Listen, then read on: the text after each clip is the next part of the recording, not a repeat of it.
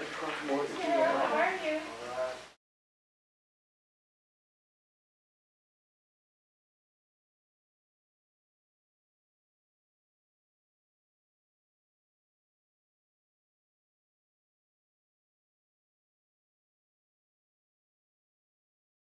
Annexation. But then when they come,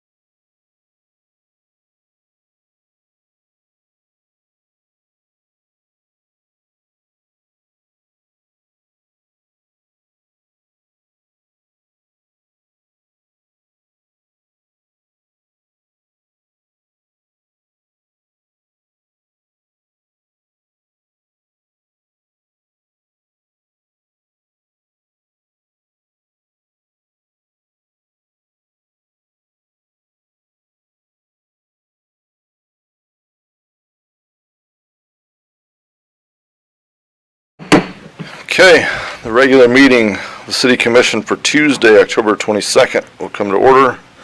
Please silence your cell phones. City Clerk, if you'd call the roll, please. Mayor Owen. Here. Vice Mayor Hartman. Here. Commissioner Colodi.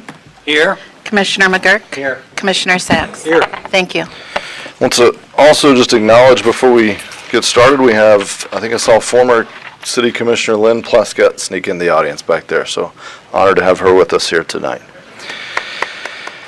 All right, first item up is invocation and pledge, so Police Department Chaplain Sheila Turner will give the invocation. Please join us in standing and remain standing for the pledge.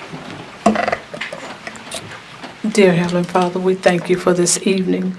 And Lord, we just ask that you continue to give us a heart to pray, a silent prayer for the ones that are struggling for breast cancer this month, oh Lord. And Lord, we just ask that you give us guidance on all of the decisions that has to be made tonight. In Jesus' name, amen. I pledge allegiance to the flag of the United States of America and to the republic for which it stands, one nation, under God, indivisible, with liberty and justice for all.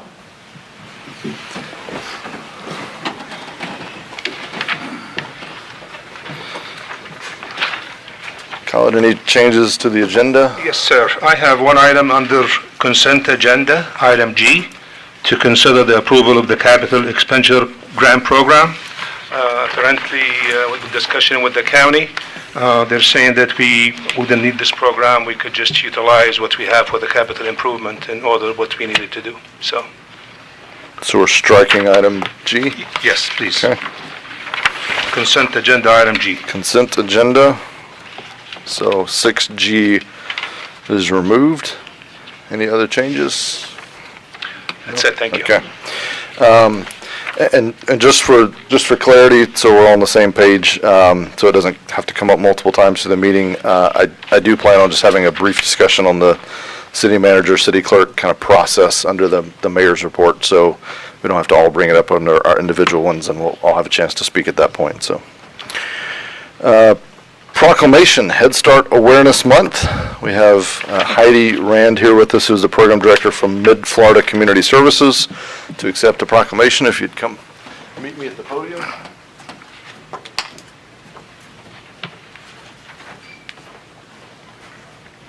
right, have you join me here. Okay, so this is Head Start Awareness Month. Head Start was created in 1965 as part of President Lyndon B. Johnson's War on Poverty to address the needs of America's poorest children and help them overcome disadvantages of being born into poverty. And whereas since then the federally funded program has provided early childhood education and development services to more than 35 million children in all 50 states, the District of Columbia, Puerto Rico, and all American territories.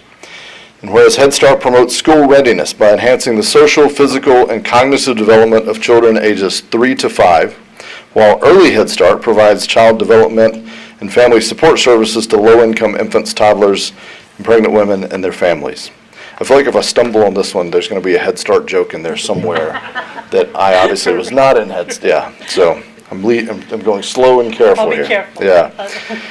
Whereas Mid-Florida Community Services Head Start and Early Head Start is an integral part of the organization, having served more than 725 children in Volusia County just last year, and received special designation as a program of excellence for providing comprehensive services to children and families.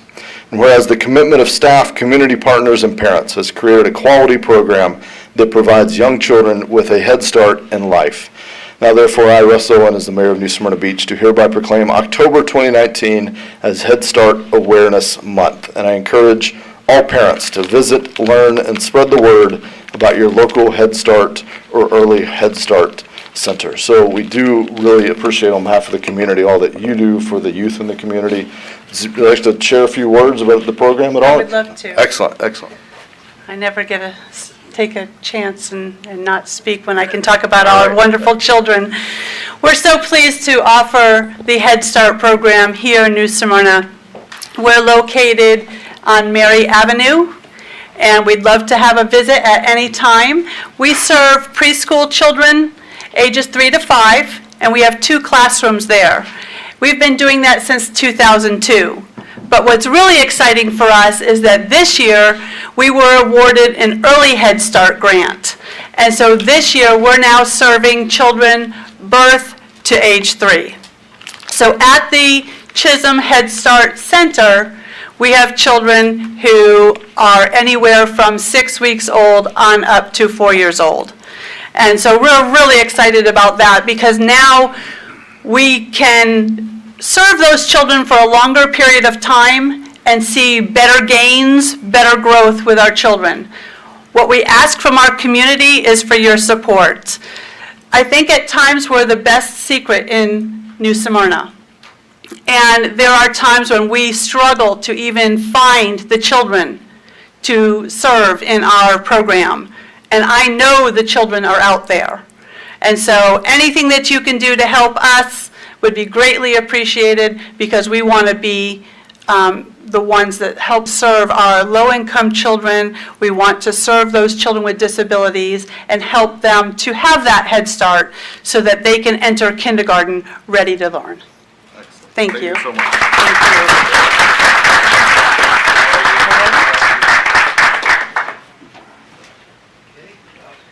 Hey, here we go.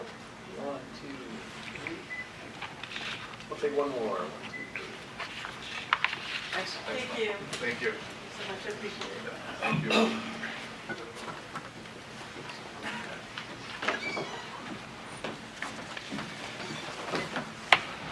All right, next item up is a presentation from David on the sports complex.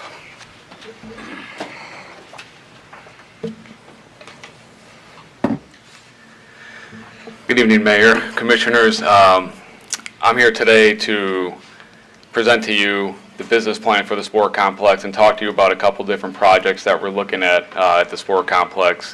One being the addition of field turf, and one, the addition of LED stadium field lights. First, a little bit of background on the sport complex and the business plan aspect of it. Overall, we have 14 playing surfaces that are lit fields that can be used for multiple different sports, whether it be lacrosse, football, soccer, baseball, softball, field hockey. It can be used for quite a number of different athletics and different sporting events. For the business plan itself, we have a few. You have the full business plan, should be in front of you as well. Some of the objectives that we have as part of the business plan is we need to provide well-maintained fields. Our goals are to increase rentals from year to year. We need to organize and develop sport leagues for youth and adult athletics. We need to build and maintain the relationships that we have with the schools, the tournaments, and the directors of those tournaments. Some of the keys to success that we need to maintain are the knowledgeable and qualified staff and management to oversee the sport complex, the appearance of the complex itself, the playability of the fields. The athletes and the parents need to have the trust in the sport complex in the city to know that their kids are going to be safe playing on our fields. And the other keys, we need to form partnerships with local businesses on the local level and the national level that can bring in more advertisement and more sponsorship levels. The services that we currently garner are, we serve our affiliates, which is our Southeast Volusia Soccer Club, our Southeast Volusia Babe Ruth Baseball and Softball League, our local Pop Warner League, our Spark Softball League. We do our own city-run programs, our flag football. We do senior softball. We also do, our newest program is lacrosse. We also bring in tournaments. We also bring in rentals.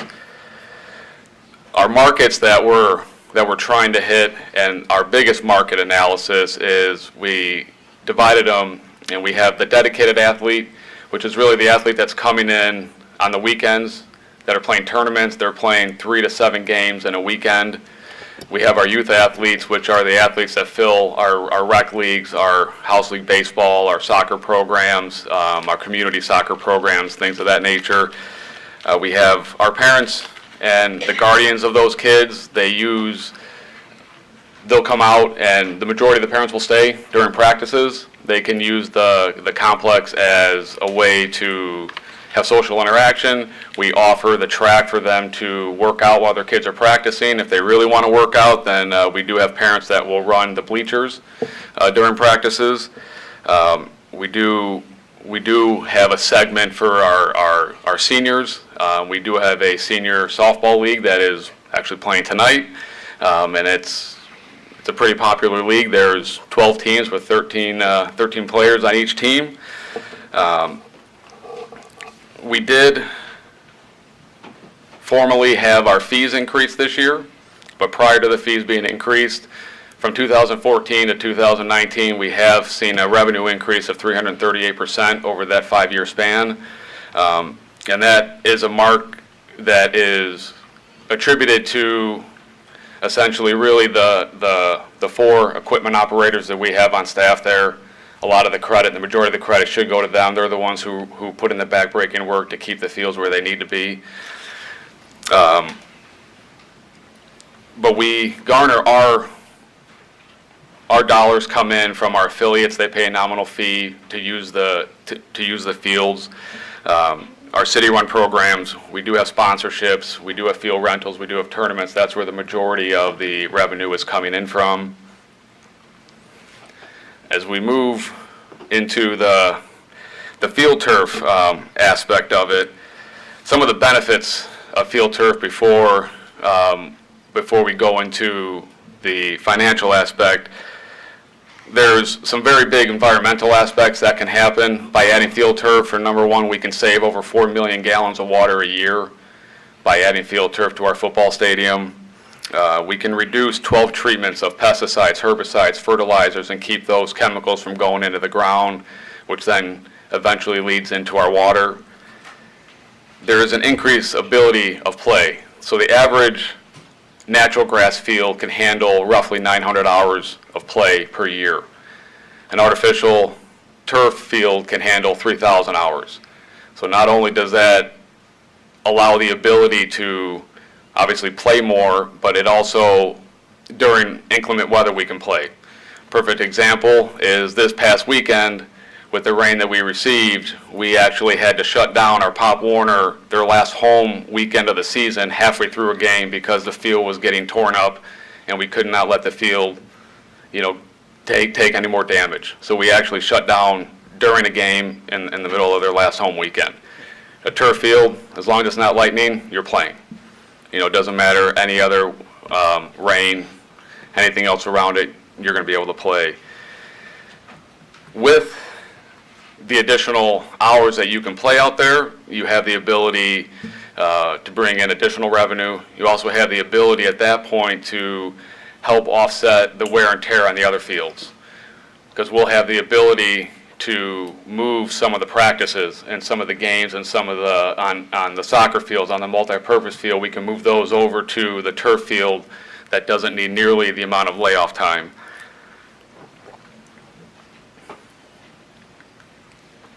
So you have a breakdown, I believe, in front of you of roughly 10 years on the screen.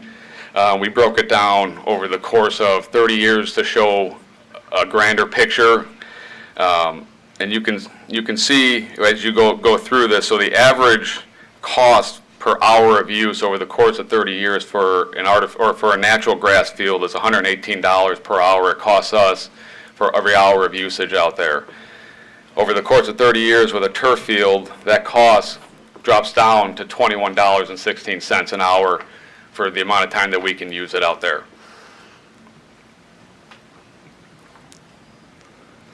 And as we move on to we will have questions at the end if you have any questions, but as we move over to the stadium field lights, so currently we have 482 1,500 watt metal halide lights out there. And last year we used 2,400 hours of light between all the different fields and all the different groups out there. by adding the LED lights, we can lower our percentage of the electric cost 65 to 75%. And that's at the minimum. It could go even higher based on the LED lights. They're dimmable, where you can lower the, you can put them at 50% for practice, you can put them at 100% for games, you can drop them down to 20% for maintenance of the fields. They provide an instant on-off. It would reduce the environmental impact. It would have an effect on the neighboring communities and the airport for the light spillage. LED lights are focused right onto the field, so there is no light spillage going beyond the globe. So if you were driving up, you realistically wouldn't see the glow of lights from behind. One of the other aspects that we can add with the stadium lights are what they call dynamic scenes, which is something that you'll see coming more and more at different college events and professional events. It's just something else that would set the complex and the city apart. Kelly, if you would. We have an example of it right there for you.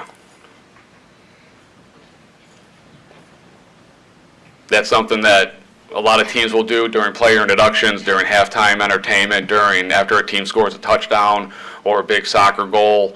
You know, you can definitely change the look and feel of the game and with the fans and everything along those lines. Thank you. So the breakdown that we have for over the course of 30 years for the stadium lights. Where is that?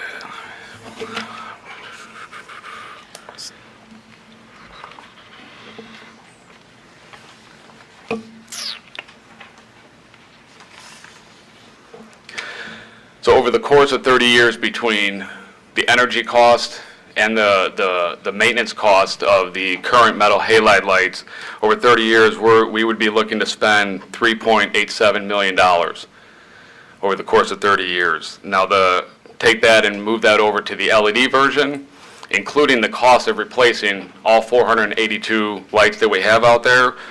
Over the course of 30 years, we'd be spending $2.48 million, which is quite a difference when you're including the actual purchase of all the lights as well. One of the other aspects that we did, the Florida Rec and Park Association came up with this impact report, and there's definitely some interesting figures that came out of that in terms of the amount of use of the complex, and they're able to correlate that with all the data that we have to put it into numbers that affect the community and the city as a whole. You know, 1.2 million in incremental property value increase, 4,882 in tax revenue, 2.6 million in annual health care cost savings, 29.6 million in annual direct spending, 51,900 in environmental savings, 478 jobs, 22,680 out-of-school programming for the kids. Realistically, adding LED stadium lights and artificial turf would immediately make the sport complex the destination for tournaments and events in Volusia County. There is no other complex within the county that would be able to say that they have what we have. Then I will open it up to questions if you have it. All right. David, thank you for the presentation and for all you're doing out at the sports complex. I had a chance to spend some time with him a few months ago, and we're in good shape out there at the sports complex, and speaks to your leadership that you acknowledge the team members that make that possible as well. So thank you for that. Gentlemen, questions or comments on the presentation? Commissioner McGirt. Thank you, David. Appreciate it. Quick, we're talking right now about the football field. Is that correct? Yes, sir. Now, if you stripe the football field, are you able to play other sports on it, or is that striping easily removed As it currently is? No, with the new turf. With the new turf, it would be striped for football, soccer, and we would have dots put in for lacrosse. So it would be permanent. We would have white football lines, yellow soccer lines, and blue lacrosse dots. So it would be permanent. So it takes the man hours and the amount of paint that we have to purchase and wipes it completely out. So you can have a football field also marked for a soccer field, and that doesn't create any problems No. with the way you play football or soccer? No. Okay, thank you. Other questions or comments? Okay. Yes, sorry, Commissioner Colletti. That's a pretty big price Yes. to pay. Certainly our benefits, most of them to New Smyrna, the rest of Volusia in general. I like the idea of the turf field in the long run. And I have spoke to you in the past about the lighting, which I find a very good idea. With the lighting, we could phase it. Correct. With the turf field, we couldn't. So we have some pretty big numbers. Yes. I do not know how I could justify an increase in budget that much to pay for it. On something that has a long life like this, to my fellow commissioners and the mayor, it's a perfect example of something that should be bonded. Unfortunately, bonding's long-term debt. We have two long-term debt problems, or not problems, Issuance. depends on how you look at it. But we've reaped the benefits of our long-term debt that we have now, and one of them is expiring in a couple years. I would actually look favorably on something like that at that time. But right now, I just can't see it happening. This last capital improvement budget was very tight. The ones before it didn't exist. So as good as the program is, there's absolutely nothing wrong with what you proposed. I do not know how I could support financing it right now. Okay. Other comments? So my thought on this, probably going a little different direction than my colleague. You're talking about, there's very few things that people stand at that podium to present that has an ROI. I mean, it's the nature of the business we're in. Very, very few things are they presented where we can point to and say, yeah, no, that makes business sense to do, and has a funding mechanism or source with it. So, the notion that we're going to over 30 years save, 1.5 million on the LED and at least break even on the turf, not including all the other ancillary benefits of the water conservation, the lower fertilization, et cetera. And frankly, I think those numbers may be a bit conservative because I don't know how much you baked in for increased revenues, but I think it would give us a chance. I think the 330%, 338 or whatever that percentage was increase so far speaks to that we're running a good program and we have a good destination, and given the opportunity and giving these assets, I think we could grow that even more. And so I think that would further kind of pad that ROI. So I guess I hear you, but I'm almost on the other side of that, wondering how we couldn't do this. When it has such positive side effects. And I guess I would defer to staff a little bit. Obviously, long-term debt issuance requires, that's a whole process. I don't know if there's other internal funding sources we can, I don't know how creative we can get with internal financing and paying ourselves interest. So we don't have to dive into that now because we want to see where the rest of the commission is. But I would like to, and the last thing I'd say on this is, I think there's sponsorship opportunities. I think there's not just getting a local business to hang a banner up for $300. I think there's big sponsorship opportunities. If we came together as a community and we leaned on some of the heavy hitters that we have in this community and the networks that they have, I'd love to see us challenge ourselves to raise something in the six-figure range to try to offset some of these costs. I think there's an opportunity there. So I don't want to see us shelve this for 3 or 4 years for sure. So anyway, that's just my thoughts.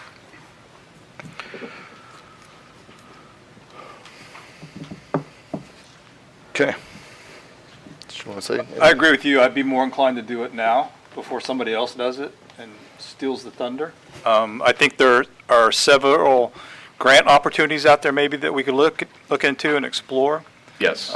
So it's not, all coming out of pocket all at once. So I think it's certainly something that we should look into and see where what our options are going to be later. If we wait 2 or 3 years, I don't think it's going to have as big an impact as it would now. Plus, we'd be losing that revenue or sponsorship or whatever the longer we wait. So I would be in support of it. I would just like to see financially how it all comes to play. Mayor, I think at the last city commission meeting, I mentioned under CM report that we have applied through the state. The probability there, I don't think it's that high, but we took a chance. Yeah. But if you want, we could come back maybe at the next meeting or the meeting after with funding opportunities and financial impact on the debt service and also on this program as well, and give you some options and look for other opportunities in terms of grants and come back to you. So I'll defer to the rest of the commission. So far, I've really only heard two of us say that we're wanting to take action now, so I don't want to give you that instruction without hearing from at least one other person that would support that.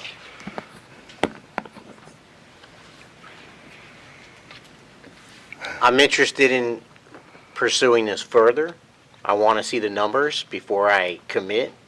So what I'm saying is I'd like us to delve into these numbers, as you've said, determine whether or not we can get advertising fees or grants or a revenue stream to help cover the cost of this. When I looked over this previously a couple months ago, I was a little concerned about the cost up front and what the actual return on investment was. But I think there's enough here to at least move it forward, to take a closer look at it and see how we can work these numbers to be more digestible. Okay.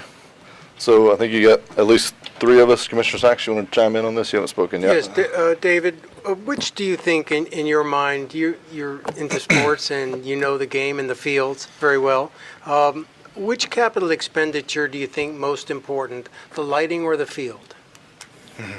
Well, I think from a cost-saving perspective, you're going to see a bigger cost savings to the city with the LED lights. From a playability factor and from a rental factor, you're going to see a bigger bang with the artificial turf. And they're all beneficial. The turf will increase safety. Do you think it'll attract more people because we have artificial turf? 100%. Yes. So it's all a win-win. We just got to find the money. Yeah. Okay, so, Khaled, I think I've heard the marching orders were if we can find the right way to do this and find the funding or have some options out there, I think we're willing to pursue further. So, yeah, I mean, I don't think we have to get in a huge hurry on this, but to Vice Mayor's point, I don't want to let it slip away either. And I think there's a little bit of a first mover advantage, for lack of a better term, Sure. by doing this. So, yeah. All right, David, again, thank you. Really appreciate it. All the long hours out there. Gets there at 5 a.m. and stays for the football game until 11 o'clock at night. And so we see you out there. Thank you.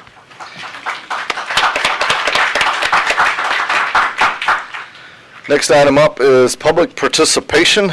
This is your chance to address the commission on any item that you wish. I'd point out that the ordinance's second reading and public hearings, those items starting at item 8, you will have a chance to address those items specifically at that time, or you can choose to share your thoughts now. I'd ask you just not to do both. And before we go to our first speaker, I'd like to just acknowledge that the commission, we have each received a copy of a letter from Tully that will be entered into the record. Yes, sir. Mr. Mayor, Council, thank you. My name is Rocco Churchill. I speak on behalf of my wife's business, Washington Street Crossings on Washington Street 518. It's regarding the off-site signage. And now I know this may get boring at a point, but it's affected us a great deal in our business. And one of the main reasons we came and decided on New Smyrna Beach, we love what you guys are doing, and we decided on the growth and development of the whole area, and it's important to have bohemian-style shops, especially on the side blocks. But the problem is that the law that's in place for off-site signage, in other words, if you have a sign on the corner, doesn't get people to your location. There's only so much you can do with advertising, but especially in our location on 518 Washington Street, which is 500, 600 feet off of Dixie Highway West. So the west side, for many, many years, hasn't been subjected to a retail type of business like ours. So it behooves us to have a sign on the corner on a private property, but it was since taken down almost 3 weeks ago. And within the 2 weeks that it's been down, our business has suffered a 30% drop in people visiting it. So we're tallying up these numbers every day, and we just want you to understand the ramifications. This could put us out of business in a short period of time, but we're going to fight to keep our business going no matter what it takes. And we're not here to draw a line in the sand. We're just trying to get to work with you guys to understand how imperative that little stupid sign is, which we paid for, and it's important that we get there. The only way I can describe it to you is you guys have the marketplace every Saturday. You guys put up signs. You allow signs all over the place. Take those signs down for 3 days or 3 weekends and see the effect of businesses in that marketplace. Now, I'm not saying you should do that, but I'm saying that's the only way you're going to understand it. And I'm hoping that you guys would at least consider, while you're deciding on this issue, is the importance of it is for small business, and at least not to break your rules and regulations with a moratorium, but some kind of waiver or some kind of new guidelines set in place as a temporary measure to facilitate a change in this directive that has been in place for what I understand some time, but not enforced. So I appreciate the time, and I'm sure you're going to hear from me again. It's so vital to the small businesses. Many towns that are bohemian in style, that are encouraging people to come to small businesses, allow this. I'm sure there's other people going to speak to this, but I ask, the people that are against this sign on the corners, please come forward and voice your opinion. I'd like to hear from you. All right. Thank you, sir. Yes, ma'am. Had one coming right behind you. And you're up next. Oh, thank Commissioner?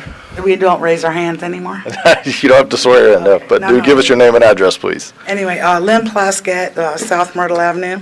I would like to ask that the administrative city clerk, is that your title, Kelly? If you would. Acting city clerk, yeah. Oh. Something to hand out?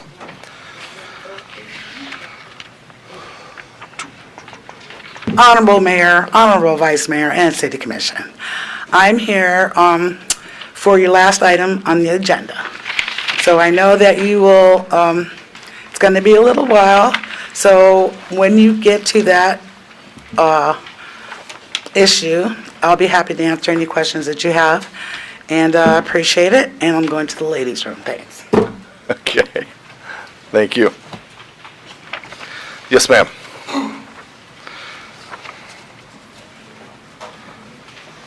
Hi, I'm Carol Patton. I live in the Sugar Mill Country Club. Through the community, there's a swale culvert system, and that system, it's full of debris. The weeds grow back and forth for each other, and on both sides and combined. And the water does not flow, which is creating a serious mosquito problem. Now, in the last week, we've had so much rain that it's gotten full and it flows, but that's not the way it is 99% of the year. About a year and a half ago, I talked to the city, and they came out and they cleared the area right in back of my house, but they didn't, and I live at 1162 Clubhouse, but they did not go any further down, so it's blocked. I mean, there's trees down, there's bushes, there's, like I say, I would just like to have the city's commissioner, engineers come out and take a look at it, because they say the mosquitoes are really getting bad. Okay, well, thank you, I appreciate it. Hi, Ms. Patton, I wanted to go ahead and respond to that. We did speak, and I passed along your email to the city manager. City manager is having staff take a look at it. You were going to reach, I believe you went out of town, and I was going to come out and visit. You were Right. going to give me a call when you got back in town. I was going to come out on site, let you show me your concern, and in the meantime, city manager, it does have the issue as sent to him, and he is currently working on it, and I can certainly ask city manager where that is at right now. We will be looking at it, hopefully, if it's not this week, early next week. So Okay. if you're home, we'll be more than happy to meet with you out there. Okay, thank you, I appreciate it. And Thank you for listening. And Ms. Patton? Yes. Give me a call, and I'd certainly like to schedule a time to come out so you can show me the problem. I'd like to take a look at it. Okay, and I'm sorry, I thought you were going to come out, and then I was going to call you if I didn't hear from you, so Okay. miscommunication. No problem, easy to do. Okay, I look forward to coordinating with you. all right, thank you very much for listening. Thank you. Mr. Harrell.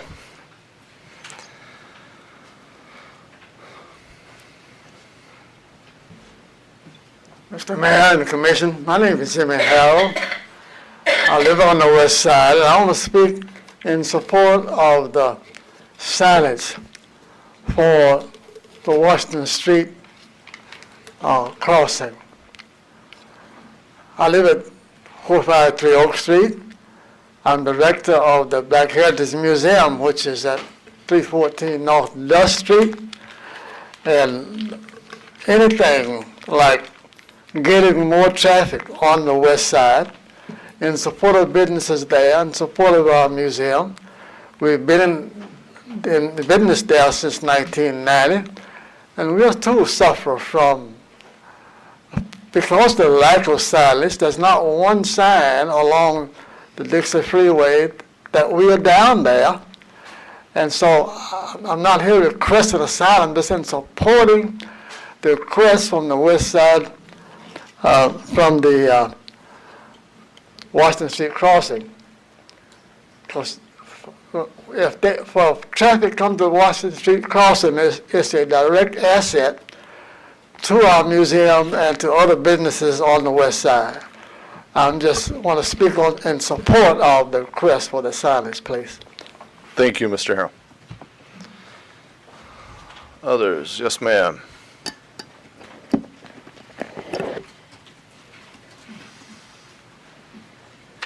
Good evening. Good evening.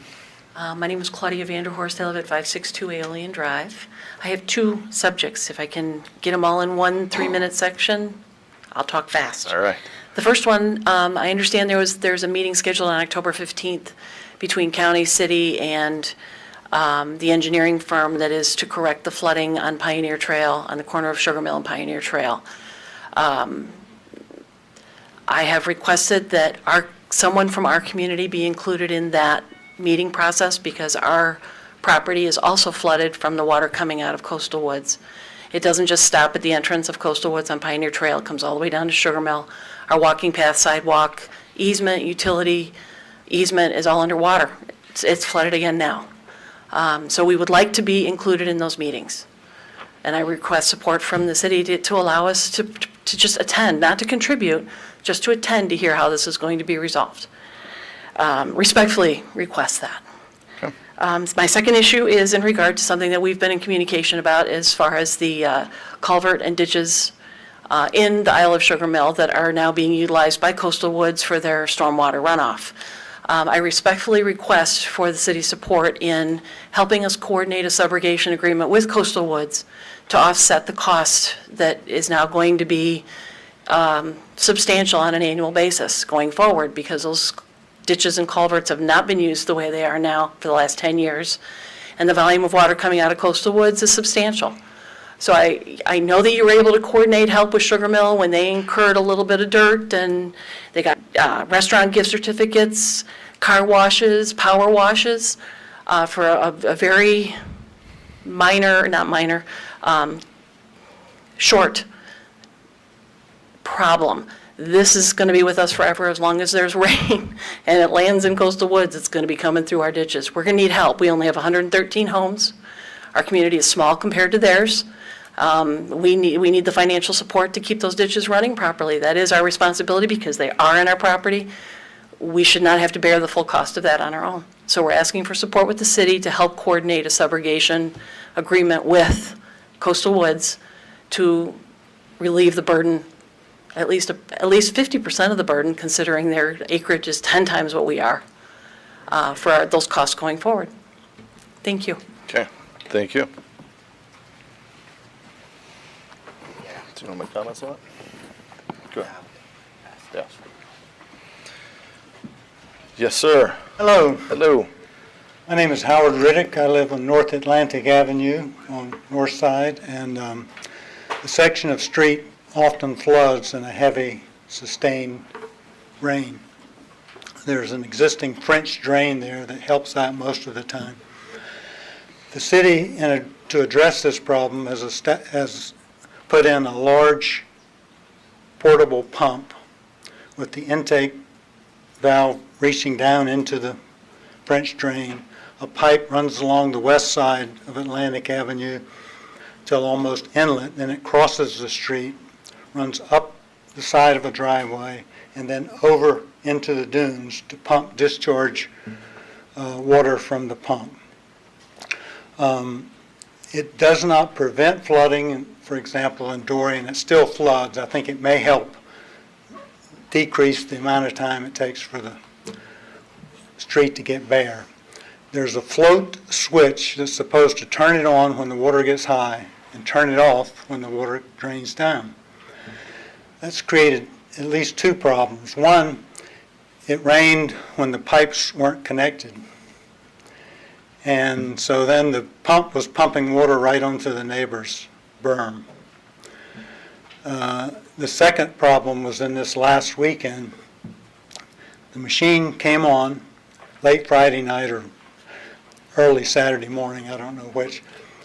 It ran continuously from then all through Saturday, and the street was completely dry all through Saturday night and into Sunday morning when a gentleman came by in his own car to check on it and mercifully turned it off. It's very noisy, it's smelly, diesel fumes. The problem was the pipes were leaking, so the water was draining back into the French drain, so the water never got down to turn the thing off. I thought about trying to turn it off myself. I said, no, I'll blow something up.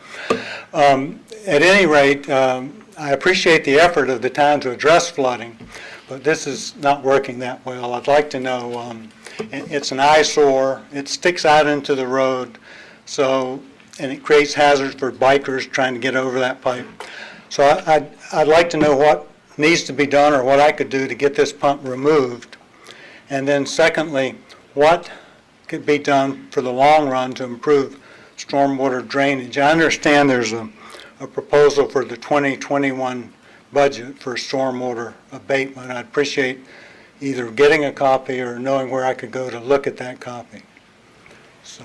Okay.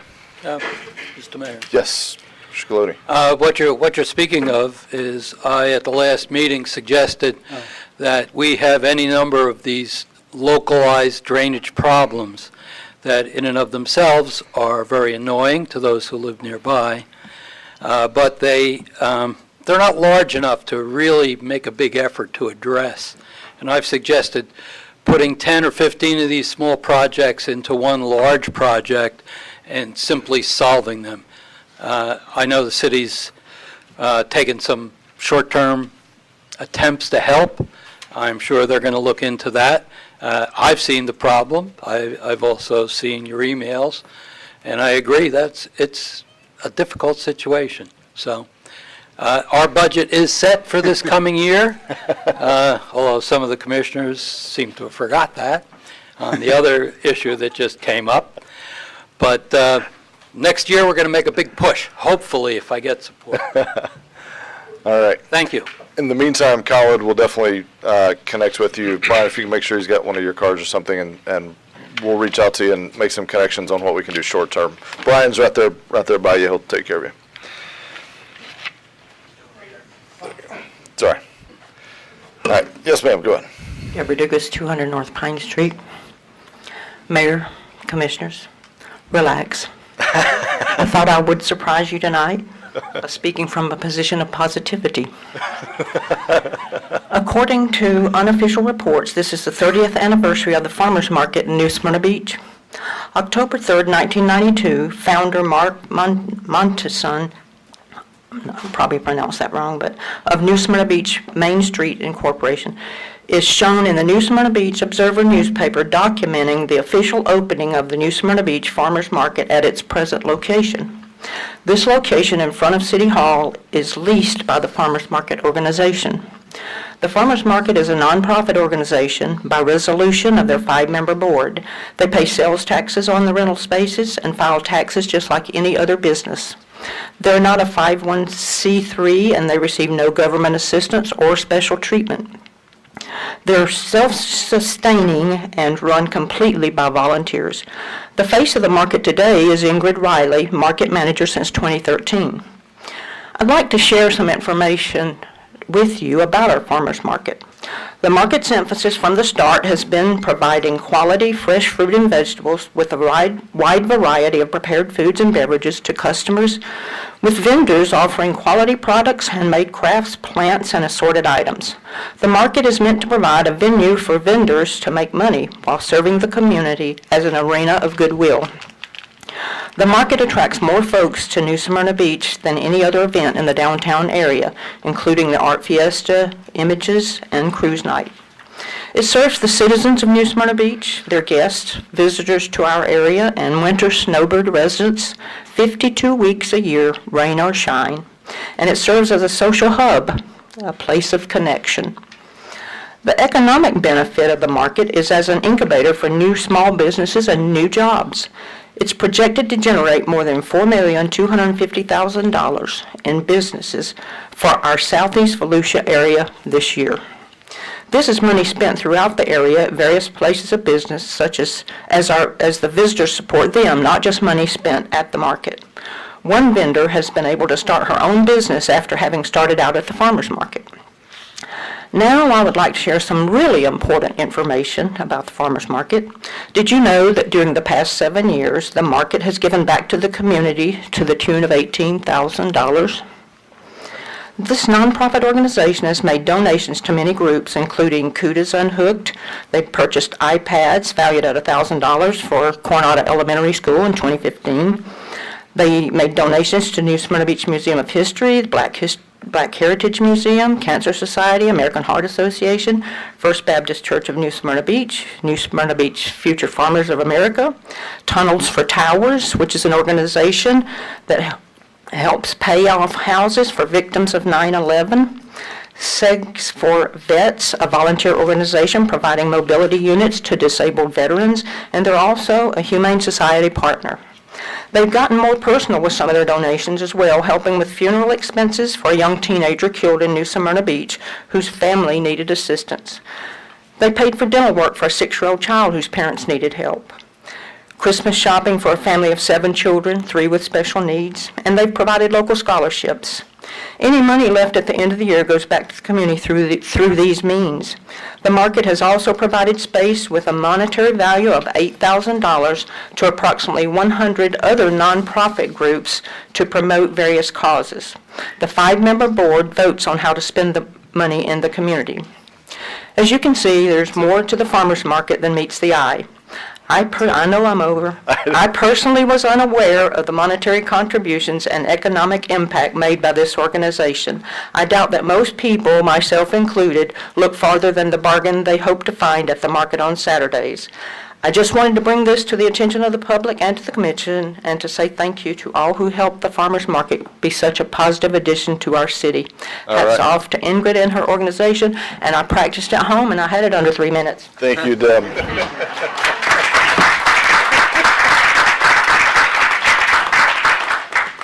So if you go over 3 minutes, but you're listing off all of the things that a local charity has done, I can't interrupt that. I'm sorry. I just can't. I can't. So, yes, ma'am. Next up. Alana McCarty, co-owner of the Florida Local 202 Julia Street. I am also here to stand up for the sandwich boards. We didn't have sandwich boards when we first opened the shop back in June, and we added them later on, so we kind of saw the flat line of not having that kind of advertisement and then basically increasing that by adding the sandwich boards later on. And when we first put them out, we surveyed people on how did you hear about the shop? Did you hear about it on Instagram, Facebook, and we had quite a few people that would come, especially from the market on Saturdays, and say, hey, we saw your sandwich board, or we were walking down Canal Street and we saw it. So we kind of kept tally of those numbers when we initially launched that form of advertising. So 40% of our numbers were coming from walk-ups from those boards, especially on Saturdays. That's a significant number to a small business. And since they have been taken down for the past 3 weeks, we've seen a huge decline in walk-up foot traffic, especially from the events that are happening on Canal Street as well. So the decrease in the walk-ups obviously have led to a decrease in revenue since the removal of that. There's no other way to advertise on Canal Street without these boards. There's no centralized directory, which is available in other cities such as DeLand, Sanford, other places like this. We visited the other cities. We took photos of them. We've sent them in to say, hey, there are other options in other places. That's not available here. If it was, we would have already put a sign on a directory to say, hey, we're on a side street. This is where the Florida Local lives, all of those things. So that's not an option here. And at the rate that a small business can afford, we can't afford to launch a $5,000, $10,000, marketing campaign for these months that we're missing this revenue while there's a decision being made and the ordinance is being changed and all of this. And this is one person that's speaking about one business in town. So you can imagine how this is affecting all the other businesses that are on side streets, including Flagler Avenue, including Canal Street, people on the west side. This is a larger business issue. This isn't a one-person issue. And I know you've heard people speak last week, you've heard people speak this week on the same problem. And if you take that amount of revenue and take that over those amount of businesses, you can see how big of a number it is and how important it is to us. I know that you guys have heard emails. I know that you're working on it, but this is a time-sensitive, matter to a lot of small businesses. As Rocco was saying earlier, there's been several businesses that have come to us just because we have been kind of rallying and talking a lot about it and putting it on social media, like that kind of thing, that they've said, hey, we're feeling the same problems. Like, we're worried that we may have to close our doors. August, September, that's some of the slowest months in town. If you own a small business, you know that. If you go out to eat and you don't have to wait in line to go into the restaurant, you know that it's the slow time in town. So that's an issue that we have. The other problem is that there's little to no spillover from Main Street events without this kind of signage. So we just ask that you really take this into consideration, that you understand the magnitude of the problem that's happening. It's not just one little sandwich board that's out there. I mean, you're talking of closing people's doors and people that have been, trying to start a small business in this town to make the charm still be here and to take a risk, on New Smyrna. So we ask that you address the issue quicker. Thank you. Thank you. Any others for public participation? So, seeing none, we'll close public participation. I want to speak just for a minute, if I can, on sandwich boards. I have good news and bad news. The good news is, I think we're going to talk about it during the senior manager's report. The bad news is that's at the very, very end of the meeting. So, but I know I at least plan to bring this up and talk through what options we may have, because I've heard not only you all here today, but others in the community loud and clear, and I know my fellow commissioners no doubt have as well, although we haven't obviously had a chance to talk about it yet. So, we heard you. We will be talking about it tonight and then working this issue. So, all right. Next item up is the consent agenda. That's 8 items. Remember, item G was removed. We'll begin with the vice mayor. Anything to pull from the consent agenda? Nothing. Commissioner Girk. Nothing. Mr. Sachs. Nothing to pull. Mr. Colodi. Nothing. Look at that. Gentlemen, I feel like I should pull something just to keep it interesting. All right. So I have nothing to pull as well. So do we have a motion to approve the consent agenda items A through I, excluding G? So moved. Second. City clerk, if you'd call the roll, please. Commissioner Colodi? Yes. Vice Mayor Hartman? Yes. Commissioner McGurk? Yes. Commissioner Sachs? Yes. Mayor Owen? Yes. Thank you. All right. Items A through I, excluding G, are approved. Item 7A, discuss the formation of a sustainability committee. We have a staff report on this one. Brian, yes. Good evening, Mayor and Commissioners. Just a brief overview of this item. This was initiated at the August 13th City Commission meeting by Commissioner McGurk. Commission directed staff to prepare an agenda item to bring back the possible formation of a sustainability committee. So some of the items to consider tonight are the purpose and goals of the committee, format, meeting frequency, overall duration, selection of the members, and just providing a framework for the city attorney to prepare a draft resolution. The topic of sustainability is very broad. One other suggestion would be to maybe look at what particular areas of sustainability you'd like this committee to take up, or particular goals or objectives in mind. There are things of the environmental nature. It's most, storm preparedness is a big topic in sustainability, but you also get into economic sustainability, sustaining quality of life, waste minimization, air quality. So a lot of topics. I think the committee would benefit with some direction on how to bring that here to New Smyrna Beach. Okay. Mayor, if I may? Yep, that was your initiative. Yep. Yeah, so where I'm at with this is, I haven't gotten far.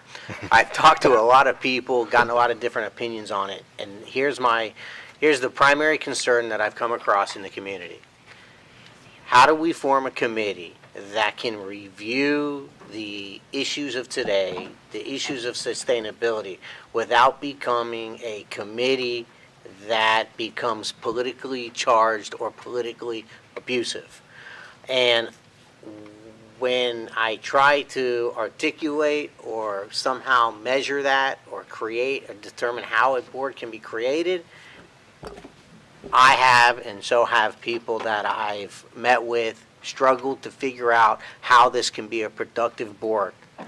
We also have concern that we don't want to just add another city board. We have a lot of boards. We have a lot of boards that we have some trouble finding people. So what I would like to do, I do not want to rush into this. I don't want to make this a knee-jerk reaction because we feel we need to do something. So what I would like to do is take time to continue researching this and have this discussion at the visioning session as part of, not for a solution, but for further discussion at meetings and maybe formalizing something more towards the visioning session. And I'm certainly up for thought. And what you all want to do, I don't want to belabor this issue tonight, because again, my primary concern is how to form a committee that can vet and review sustainability ideas without necessarily becoming a politically charged committee. Okay. Mr. Mayor? Yes. May I Commissioner add Sacks. something to Commissioner McGurk's request? As you know, I had, prior to this, asked about an environmental committee, and it almost sounds like a sustainability committee. And hearing Brian, it almost sounds like smart growth, which encompasses many things, and it means many things to many different people. So since you don't want to rush into it, I wonder if you would consider, we have a wealth of knowledge and very civic-minded people in the Turnbull Task Force. Perhaps we could ask some of them if they might be interested, and others, of course, to be members of a board such as this. Well, yeah, I think that we need to formulate and come up with what we're looking for before we start recruiting people. I think that may be a good idea down the road when we look to staff this board.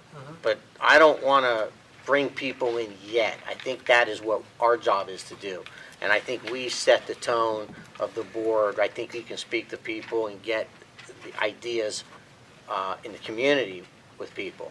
But I don't, my whole point of Russia is I don't want to bring people in or start determining who's on a board before we have vetted this thing very carefully and determined that we do want to go forward. Now, whether or not we create a sustainability committee or somehow sunset the Turnbull committee into a sustainability committee, that's what we need to discuss. Good point, and certainly this is the kind of discussion that we can have on it. But I don't want to do that. I want to have a well thought out plan before we actually do that. Okay. You're right. I'm in no rush as well, but those folks are good examples of the Yeah. type of people we might want to have. Other commissioners' thoughts on this? Vice Mayor? My thoughts is probably we should direct our existing committees to add that to their objectives. Anytime the neighborhood council meets, they should say, is this going to be something that we can do? How's it going to affect our environment? How does this sustainability affect this item? Same thing with planning and zoning. I think maybe we could just incorporate that into our existing boards and committees that we have on hand already, and maybe just challenge them to do a little bit more in their thinking process. Maybe an easy way to solve it quickly, and not create another board that we're having to fill and vacancies and so forth and so on. Maybe somehow work that into, their mission or their goal or something like that. So I'm going to come back to that. I'm going to let Mr. Colodi go. Well, I agree with that concept, although I haven't spoken to any members of it yet. But the neighborhood council does seem to be a place where those issues could be brought up. Even as we discuss various other items along the way, some of them do fall into the realm of sustainability, which is a very far-reaching term. So perhaps if we come up with something like that, it could be forwarded to the neighborhood council, which is not any type of political acting committee whatsoever. It's diverse and covers, obviously, everybody in the whole town. As a separate note, the neighborhood council, one or two members have spoke to me and said they felt they would like to see a little more support from staff in setting up their meetings, some agendas and items such as that. Separate subject, but that's one thing we should keep in mind. Okay. So my thoughts on this, actually, starting bigger picture, something I've been wanting to talk about for a bit, so I'm just going to piggyback on this if I will, because I think it's been kind of touched on, is really before we form any new committees, I would like to see us, Vice Mayor talked about, adding this to a particular committee's objectives or deliverables or something. And I guess one thing I've struggled with since getting elected, there's a few committees that certainly have, things that they're acting on. So P&Z, great example. That they have things that come to them, they make a decision, and then they kind of move on. But some of the other committees that are more what I would call like an advisory committee, I actually think we probably have an opportunity to really take a fresh look at those. And is it still relevant? Does it need to be retooled?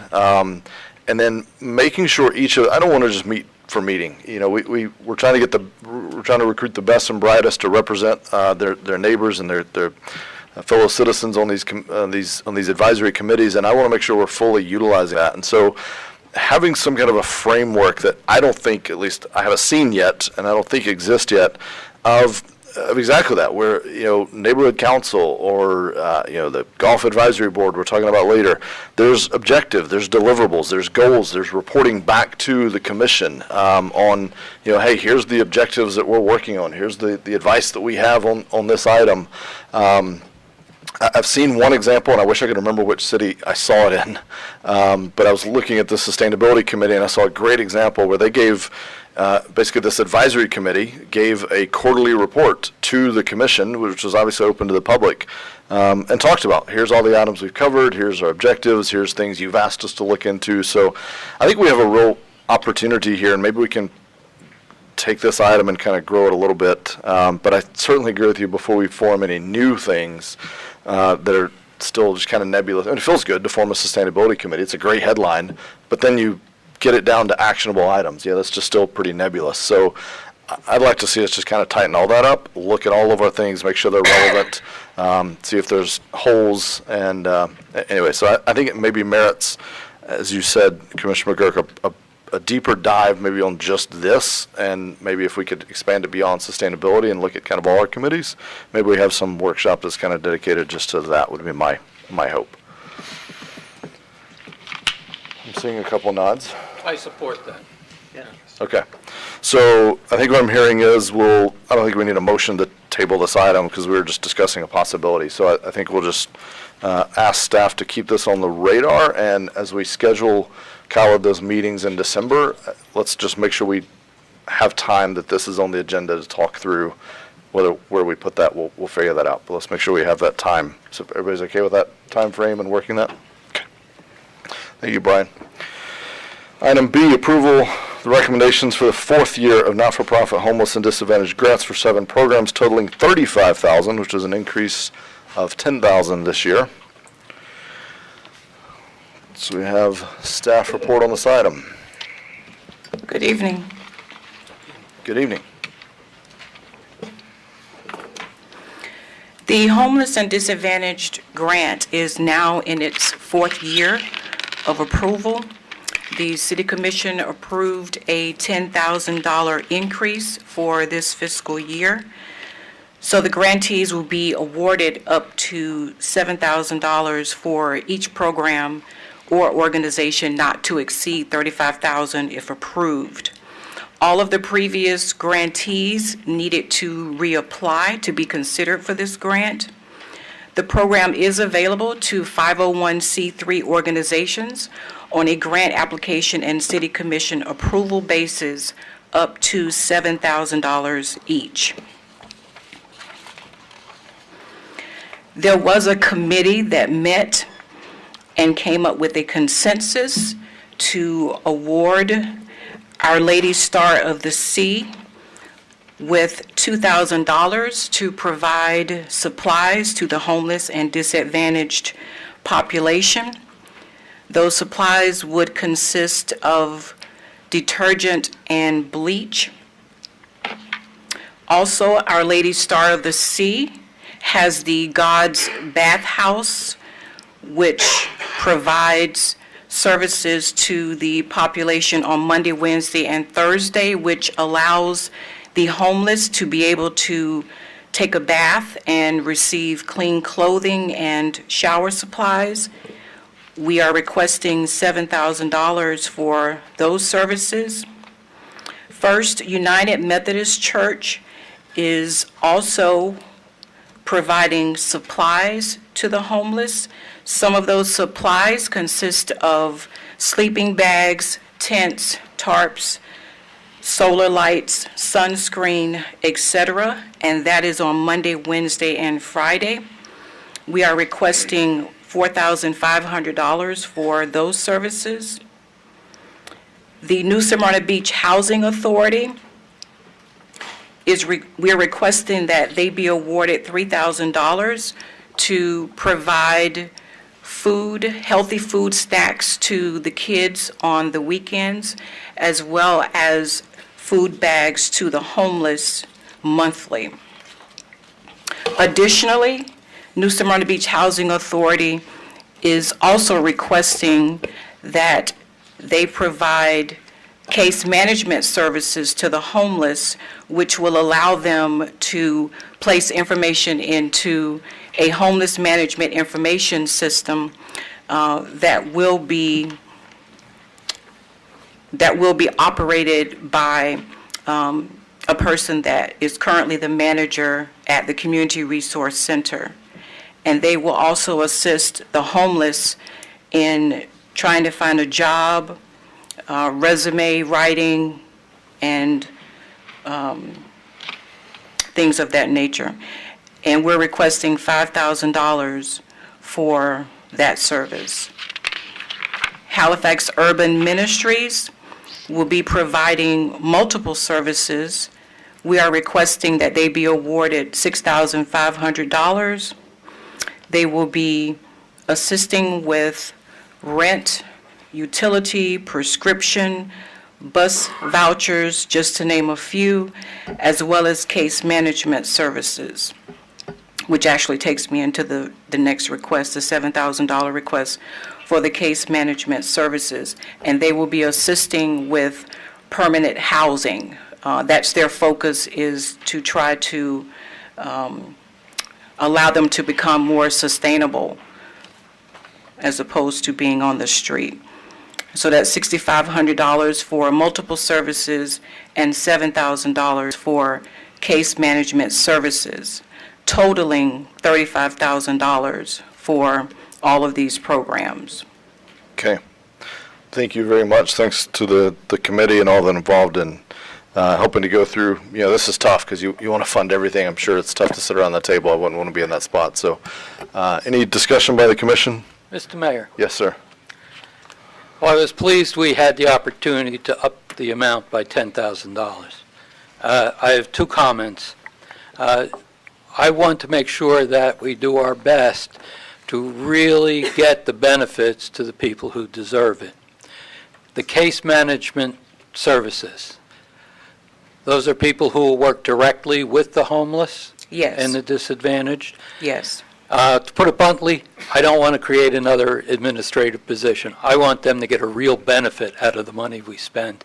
And I rely upon your judgment that that is a positive thing that these funds will be spent for. Yes, sir.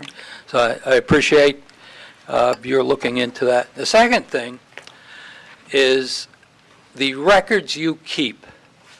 How public or private are they? That's my question. The reason I ask that is because with the census coming up, the hardest people to keep track of are those that don't have homes, the homeless. Will we be able to use any of this type of information, not specific, or in some way that the census will be able to use it to show these people really do exist? And I think that's very important for our funding levels and everything else we get from the federal government. So I don't expect an answer from that now, but please keep that in mind, and either you or Tony can find a way to do that. We'll all benefit. It's Commissioner Glidden, it's an excellent point, and if nothing else, these are all touch points. We can work with these institutions and entities that are servicing that population, and as the census comes, this is a funnel point, and this is a touch point that we have to, hey, while you're here for this, let's make sure you're counted in this, and we can address those myths and misconceptions about the census, and worried about any kind of past or anything. That all that stuff doesn't matter. So it's a really great comment. Any other discussion by the commission on this item? So my only comment, again, I think this is all great. We all wish we could do more. I'm no expert on this, don't pretend to be. I do know, though, every successful program related to homelessness that I've seen, there's this focus on kind of housing first and transitioning. And I guess I don't know how we as a community, without just blowing the budget up, this to me is more providing daily services, for lack of a better term. I'd love to see us start trying to transition or find, ways to, focus on solving the problem. And, this is kind of a maintenance type thing. And then there's, how do we move beyond this and focus on solving it? So we're not going to solve that tonight. I just wanted to kind of put that on the radar of, I'd eventually like to see us moving. I think you'll always need programs like this. But we do have this other issue looming that will come to us at some point, I'm sure. So. We have a motion to approve the recommendations as presented by staff. I'll make that motion. And second. I have a motion and a second. City Clerk, if you'd call the roll, please. Commissioner Colodi, Yes. Vice Mayor Hartman, Yes. Commissioner McGurk. Yes. Commissioner Sacks. Yes. Mayor Owen. Yes. Thank you. Thank you. Thank you. Thank you all. Item C, entering a dock easement agreement on Riverside. We have staff report on that. Bob. Yes, Mr. Mayor and fellow commissioners. Staff's got a applicant, the property owner is Peter and Nicole Rossi at 1110 South Riverside Drive, New Smyrna Beach. The subject property is approximately 0.023 acres of uplands that are east of the Riverside Street pavement between 3rd and 4th Street. The applicant's residential property is approximately 0.23 acres on the west side of Riverside Drive. It's addressed as 1110 South Riverside Drive, and it's zoned R2, single-family residential.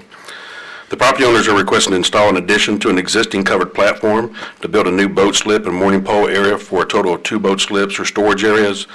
The entire existing and proposed dock system would extend approximately 76 feet into the Indian River west of Commodore Island on the property that's across the street from 1110 South Riverside Drive. The construction of the floating dock system in the mooring pole area at this location requires a dock easement agreement between the applicant and the city. The proposed plan that's shown in your exhibits meets all the LDR requirements. If the City Commission approves this request and the easement document, the city staff, again, would verify any future construction plans submitted for a building permit as meeting those same LDR requirements and matching that is requested and approval by the City Commission. The applicant's docks will require both the Florida Department of Environmental Protection and the United States Army Corps of Engineer permitting or exemption. The applicant will also have to be required to obtain approval from the Volusia County Manatee Protection Plan Department.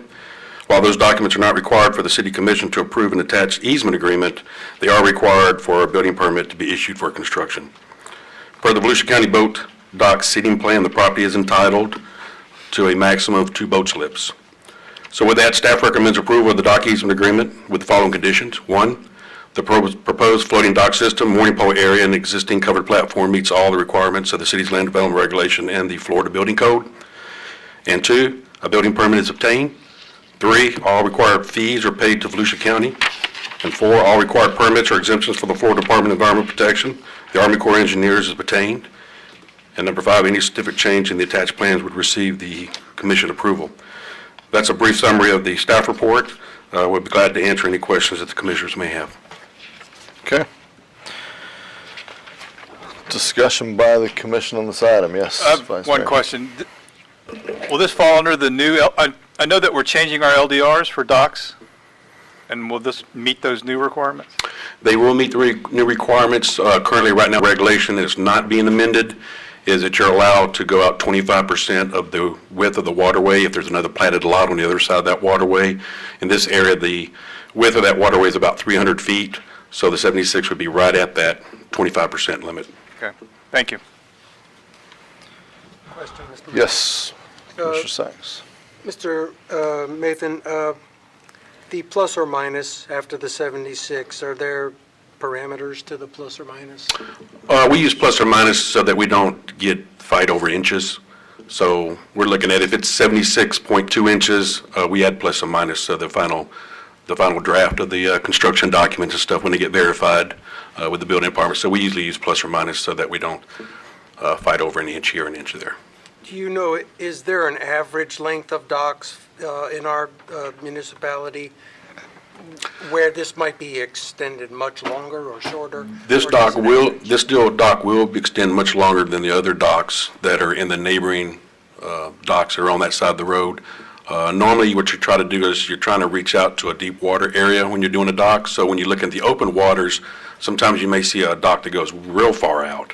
Where in this case, they're kind of caught into a slough where you've got the mainland on one side and then Commodore Island. So there's only a certain amount of width there, and then you only have a certain amount of deep water. So what they're trying to do is reach out to the point where they can get to the edge of that deep water so they can navigate a boat without a block of navigation from other docks. And it won't block navigation? It should not block navigation, no. There's also a greater expense the further you go out. So I think other docks, they're going to go so far because whatever the expense is. And a lot of the docks we have on Riverside Drive have not gone through this process yet. The dock easement agreement started around 2006, and so we have a lot of docks that prior to that do not have an agreement in place. So what we are doing based on what we've received information from the city attorney's office from the prior attorneys is that whenever somebody wants to replace a dock or build a dock does not have an agreement in place, we would do an agreement at that time. And then we'll have that recorded at the courthouse so that it'll be public record. And one more question. Do you believe that docks of this length or any length might impede the flow of water in any undue way? Well, I'm not an engineer, but I know that at the end of this waterway, you have the bridge. So you have the little bridge that crosses over to Commodore Island. So it's not going to block any type of waterway in the main channel. These folks are kind of off channel, so they're kind of their own, they create their own issues. But I don't think for a main channel there should be no issue. Thank you. It's a floating dock as well, right? Correct. Yeah, so there's no sediment buildup underneath it, so. Other discussion by the commission that haven't chimed in? One question I had while I was thinking, the total of 76 feet into the river, is that, I couldn't tell from the drawings, but is that current length of what's there plus 76 feet, or is that 76 feet in aggregate? No, the 76 feet would be the total. Right now, they're not Total, out. okay. They're not out 75 feet. So Gotcha. 75 or 6 to 76 feet would be basically from the actual shoreline where the existing dock and platform Oh, is to the now. total, okay. They're going to add on to the end of that, so the total length will be that far out. Yeah. And the applicants are here tonight, so add on to the end of that, so the total length will be that far out. Yeah. And the applicants are here tonight, so there may be some questions that they may be able to answer for you. Okay. And I saw, I mean, I'm sitting here looking at it, an aerial that I pulled up on Google Maps, so however current this is, but, I mean, it does look like now, you know, that they're all pretty uniform in length. I mean, all the docks are kind of about the same size and dimension running down, so what is it total, what is the existing structure now, and how much will this be adding, extending out? It'll be, you said almost doubling it, or what did I hear there? It probably would almost double the actual length that the current dock structure is there now. What they have is a covered platform. Yeah. So when you look at that plan, you can see that that's now looks like it would be blocking the access to that covered facility, but it's actually a platform and not an actual slip. So they would not be replacing that slip. They'd be actually creating 2 slips. It is a floating dock system. It is a newer system that we have not seen in this city before. So the applicant has his contractor, so hopefully if there's any questions about the type of construction or the type of facility, they should be able to answer those for you. Yeah, and that was my last question. I'll direct it to staff for now, and we may bring up the applicant. But is floating docks and our success or challenges with them during storm events? Do they break loose? Do we have issues or do we have concerns on that kind of thing? Well, the docks have to be engineered. So the engineer of record that draws those plans for these docks are saying that they will meet a certain wind load and a certain amount of water pressure against the docks. Floating docks normally, I would think, historically would work better because the dock itself can float above to the top of the water. Okay. Where if the dock is stationary and the water comes over, then it could probably pull the dock apart. Yeah. Okay. That'd be just my personal aspect as Yeah, structural from engineer. a floating, it's the surge and the breaking loose and yeah. So, but yeah. I think the biggest thing is the pylons. Yeah. The pylons cannot withstand and the entire structure will. Yeah. Okay. All right. Any other discussion by the commission? If not, do I have a motion on this item? Yes, I have one more question. One more question. Okay. The floating dock or pier, is that the type that a boat floats up onto at the end, or is that just for walking on? Well, what they're showing is there's actually going to be a slip that the boat can pull into, and then they're going to show there's a set of mooring poles for a larger boat to be able to be docked off to the side of that. It looks like most of the platform is going to be for walkability or maybe be able to slide a jet ski or something onto that floating dock system. Okay. I have a motion on this item. I'll make the motion to approve it. Okay. I have a motion and a second. No other comments? City Clerk, if you'd call the roll, please. Vice Mayor Hartman? Yes. Commissioner McGurk? Yes. Commissioner Sacks? Yes. Commissioner Colodi? Yes. Mayor Owen? I'm a no on this one, but doesn't matter. But all right, thank you. Dock easement has been approved. Item D, license agreement to allow paver parking area in the Smith Street right-of-way at 620 South Riverside. Bob, I think you're still on deck. Where's your pink shirt, Bob? You didn't get the I memo? actually currently do not own a pink shirt, so I do not have one to wear tonight. I apologize for that. They sell them at the fire department. Yeah, I was kind of under the weather all last week, so I'm kind of a week behind in my I'm just giving deals you. here. I'm just giving you a hard time. That sounds like. an I'll make excuse. sure I have one next time. All right, next year. All right, it's just, yes, Mr. Mayor and the Commissioners, the applicant and property owners, Carl Curtis and Laurel Hodges at 620 South Riverside Drive in New Smyrna Beach, Florida, request approval of a license agreement to allow pavers in a portion of the Smith Street right-of-way for a paver parking area. The subject area consists of approximately 830 square feet for the brick paver area generally located on the north side of Smith Street, immediately adjacent to the driveway apron. The applicant was proposing to approximately 10.4 foot wide by 80 foot deep paver parking area in the right-of-way, as we have photos in your report. The engineering staff here at the city has reviewed the application. They support the application for the paver parking area. The parcel is a corner lot with 2 front yards. The existing driveway is located off of Smith Street, and due to the narrow conditions of the parcel, the lack of dedicated parking in this area, including public parking areas, is limited. The applicant has made aware that this agreement would not grant exclusive rights of the right-of-way of this area. And so staff has recommended approval of the license agreement to allow the brick pavers in the Smith Street right-of-way subject to some following conditions. One, the agreement would not grant exclusive use of the right-of-way in this area. And two, that the license agreement would be recorded with the clerk of court. And that is the brief summary of my report. And of course, we'd be glad to answer any questions that the commissioners may have. Okay, any questions on this item? Do I have a motion on this item? So move. It's a motion to approve staff's recommendation, we'll assume. Do I have a second? Second. Okay. Any comments? One question I had, Bob, from the pictures, is it already there? It currently is in place, yes, sir. Okay, so this is a post-approval. Got This it. would be a post-approved, yes. Always love those. All right. Any discussion? Mr. Mathan, were they found in violation? They are currently in violation, yes. This would rectify their violation through code enforcement. I guess they built without a permit, basically. The house itself had a permit for the entire structure. They were doing a major rehab and remodel of the house, including installing a swimming pool. This was something that was added as part of their construction site. So they're not currently in violation of a code enforcement board, but they have been placed on notice. And so to rectify the system, they wanted to get into this license agreement. So otherwise, they'd have to remove the pavers and have them taken out. Thank you. Okay. I had a motion and a second. City Clerk, if you'd call the roll, please. Commissioner McGurk? Yes. Commissioner Sacks? No. Commissioner Colodi? No. Vice Mayor Hartman? Yes. Mayor Owen? Yes. Thank you.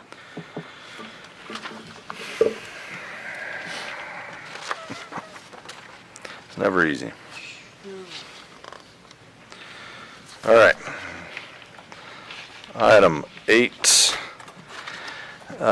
Gentlemen, A, B, and C are all linked, so we're going to take these as a grouped item, discuss them as a group item, but of course we will vote on them individually.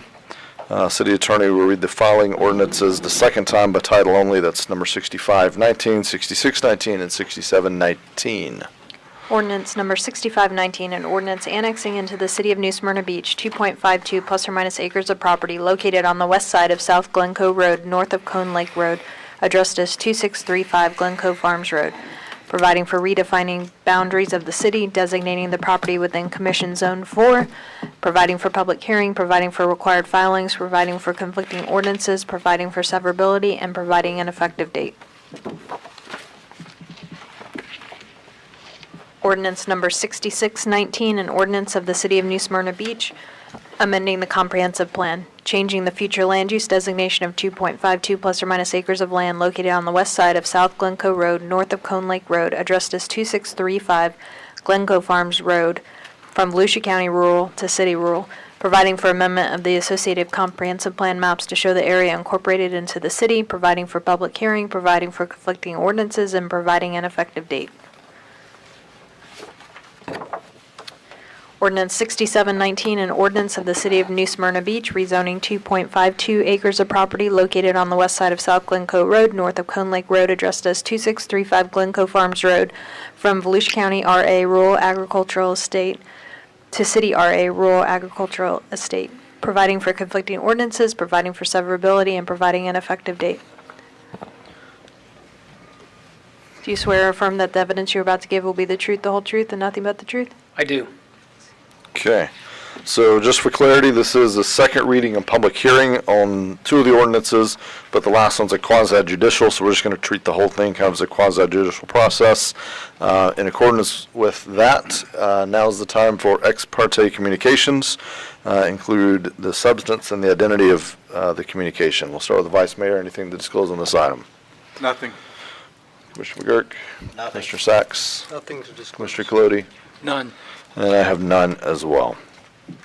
All right, Mr. Fields has been sworn in. If you would, state your full legal name, educational, and professional background.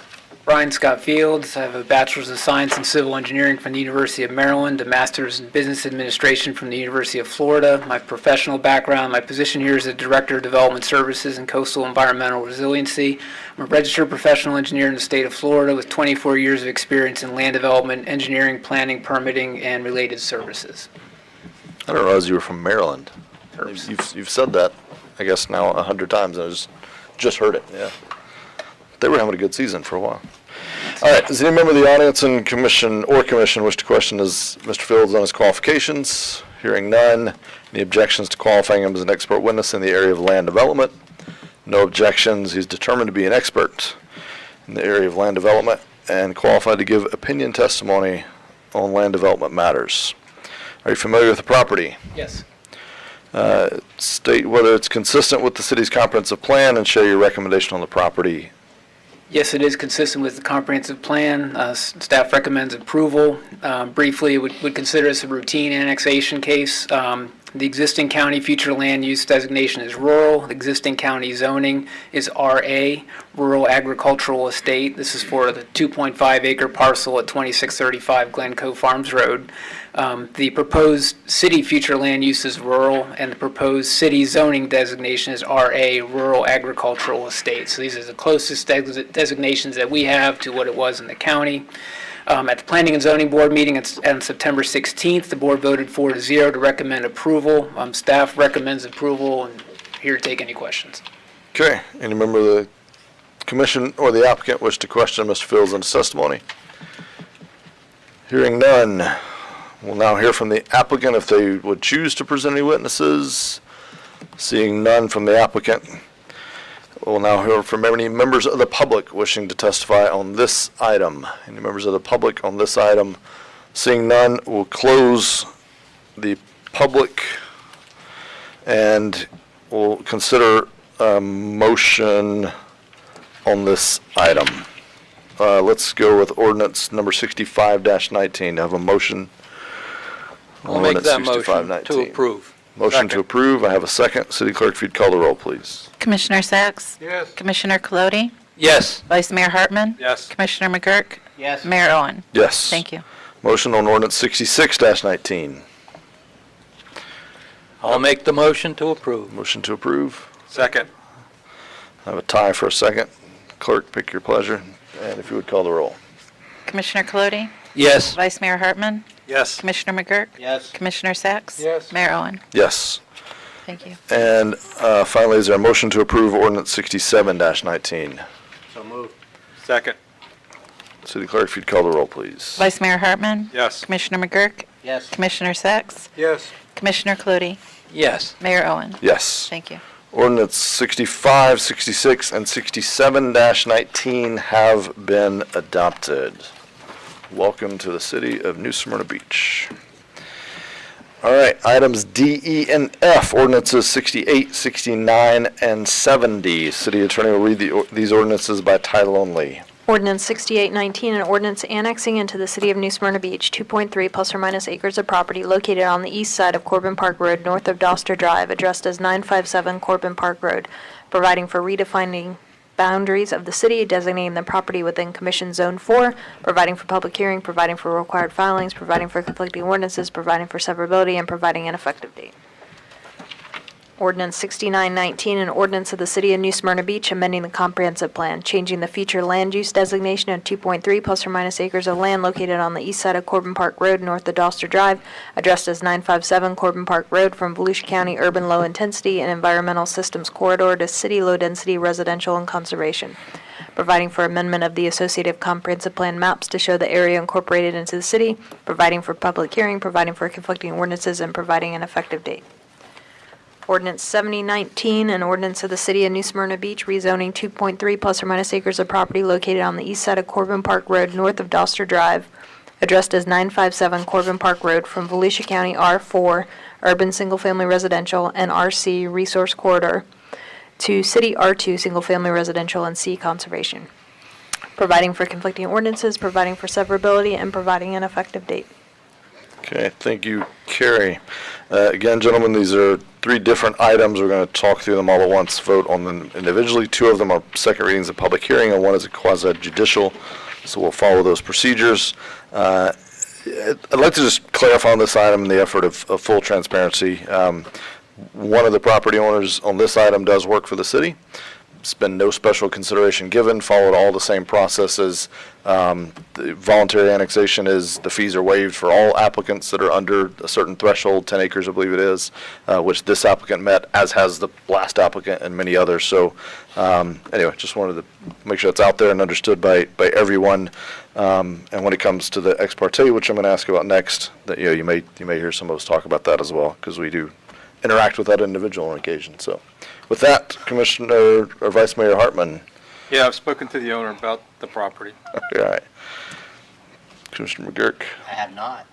did you even I catch that it was it's Michelle's property? Oh, Project, yeah. Commissioner Sacks. No ex partes. Commissioner Colodi. None.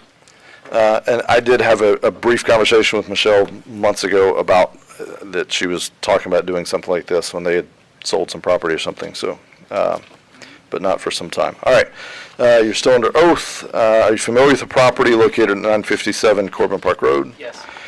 Please state whether it's consistent with the comp plan and share your recommendation on this Yes, it property. is consistent with the comp plan. Staff recommends approval. Would also consider this case to be a routine annexation, rezone, future land use map amendment. In this case, the existing county future land use designation is urban, low-intensity, and environmental systems corridor. The existing county zoning is R4, urban, single-family residential.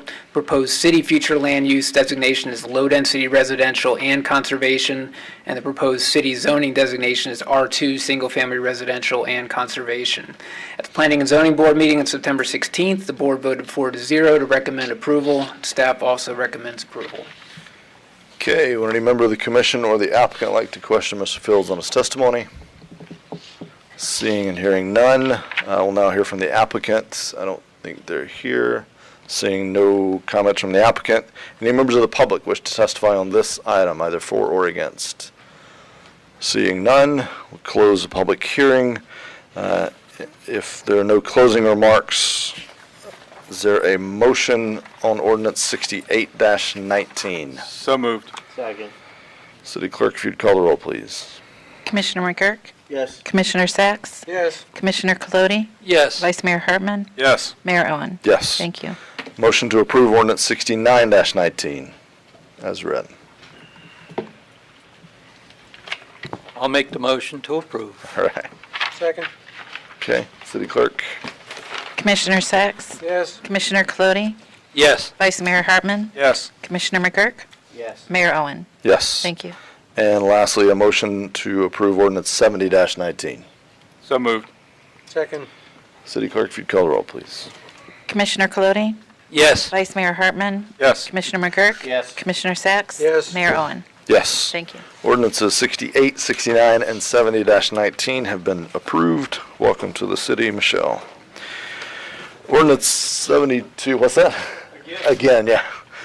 Ordinance 72-19, second reading quasi-judicial, which if adopted would rezone approximately 152 acres of property known as the Turnbull Trace properties. We got to come up with a different name for that. City Attorney will read the ordinance by title only. Ordinance number 7219, an ordinance of the City of New Smyrna Beach rezoning 152 plus or minus acres generally located between Pioneer Trail and Jungle Road, west of Otter Boulevard, from City C Conservation, R1 Single Family Residential, R2 Single Family Residential, and R3A Single Family and 2 Family Zero Lot Line Residential to City C Conservation, providing for conflicting ordinances, providing for severability, and providing an effective date. From zero lot line to conservation. I feel like we should read that again. All right, sorry, Brian. So just a brief staff overview. The future land use map amendment that we brought with first reading at the last meeting, that has been submitted to the state, and we will be bringing that back as soon as we can, as soon as it's ready. However, there's nothing preventing us from moving forward with this rezone, which is rezoning the property to conservation, which is our least intensive zoning designation that we can assign the property to. Again, it's 152 acres, 9 parcels in total. Staff recommends approval. There was some discussion last time about the wetlands on the property and kind of the next steps and how we lock those down. Just a real brief update on that because it's brought up last time of things that we've done is The city attorney's office has submitted what's called the assignment of the wetland mitigation credits from the previous owner that gets assigned to us. So we would own those credits once they execute that agreement. We are in the process of applying to the Water Management District to transfer the existing permit to us, even though we have obviously no intention of doing any of the activities. Having it in our name vests us with any rights that were under that permit. The question came up about the survey, I believe, of the wetlands themselves. We have maps and drawings detailing where the wetlands are. However, they're not specific legal descriptions of those wetland areas, except for what would have been placed in conservation under the old requirements. So I would recommend, and it doesn't have to be tonight, it's not part of this agenda item, is to consider placing the entire property in a conservation easement. That is an item that we can take up at another meeting in discussion of the overall Turnbull Trace acquisitions, and also what the contents of that conservation easement would be.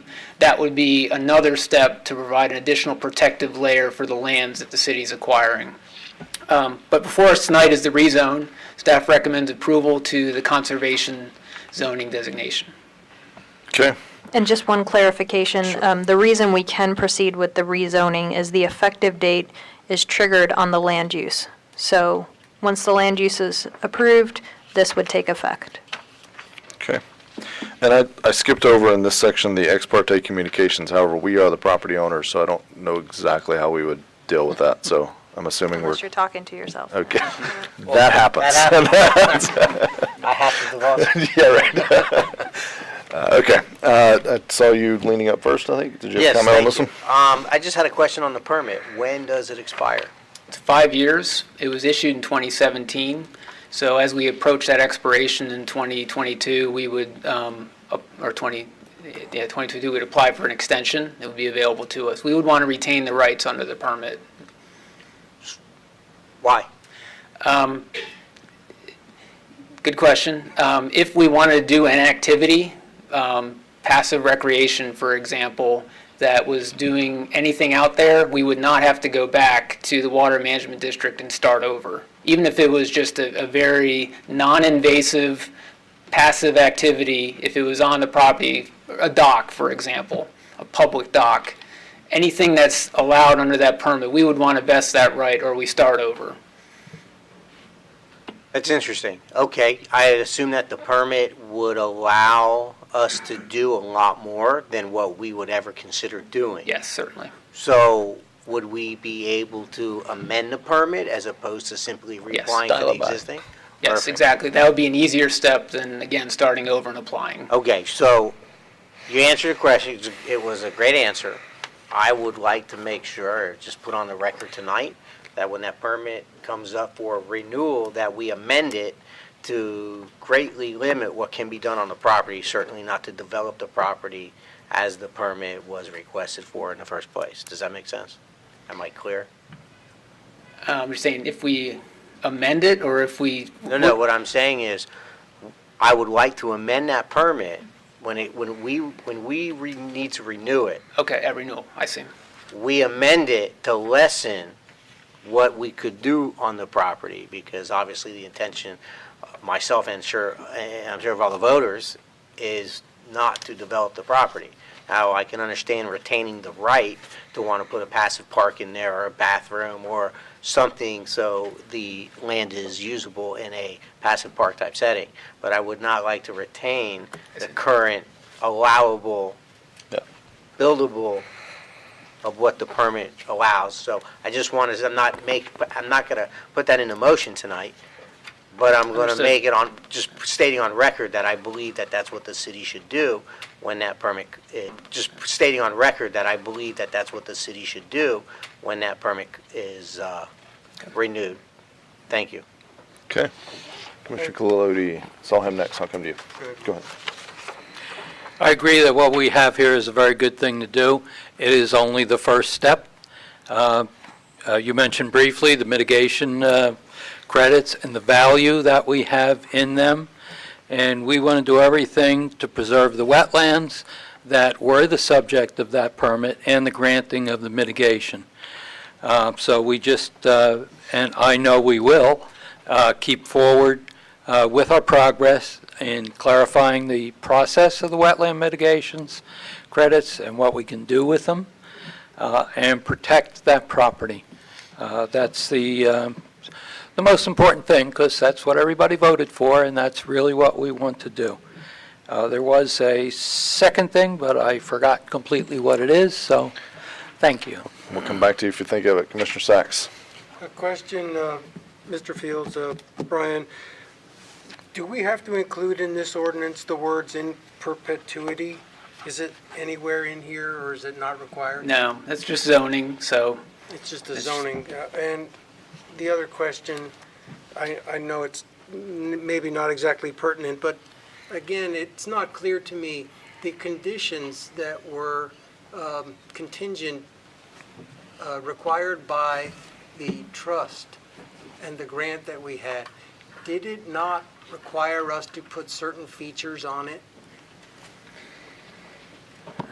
Yeah, I have a list of them here. There's a sign that's required. We have to provide at least 2 recreational facilities, such as a picnicking and wildlife observation platform, water access, trails, linked land-based recreational trail system, connectivity,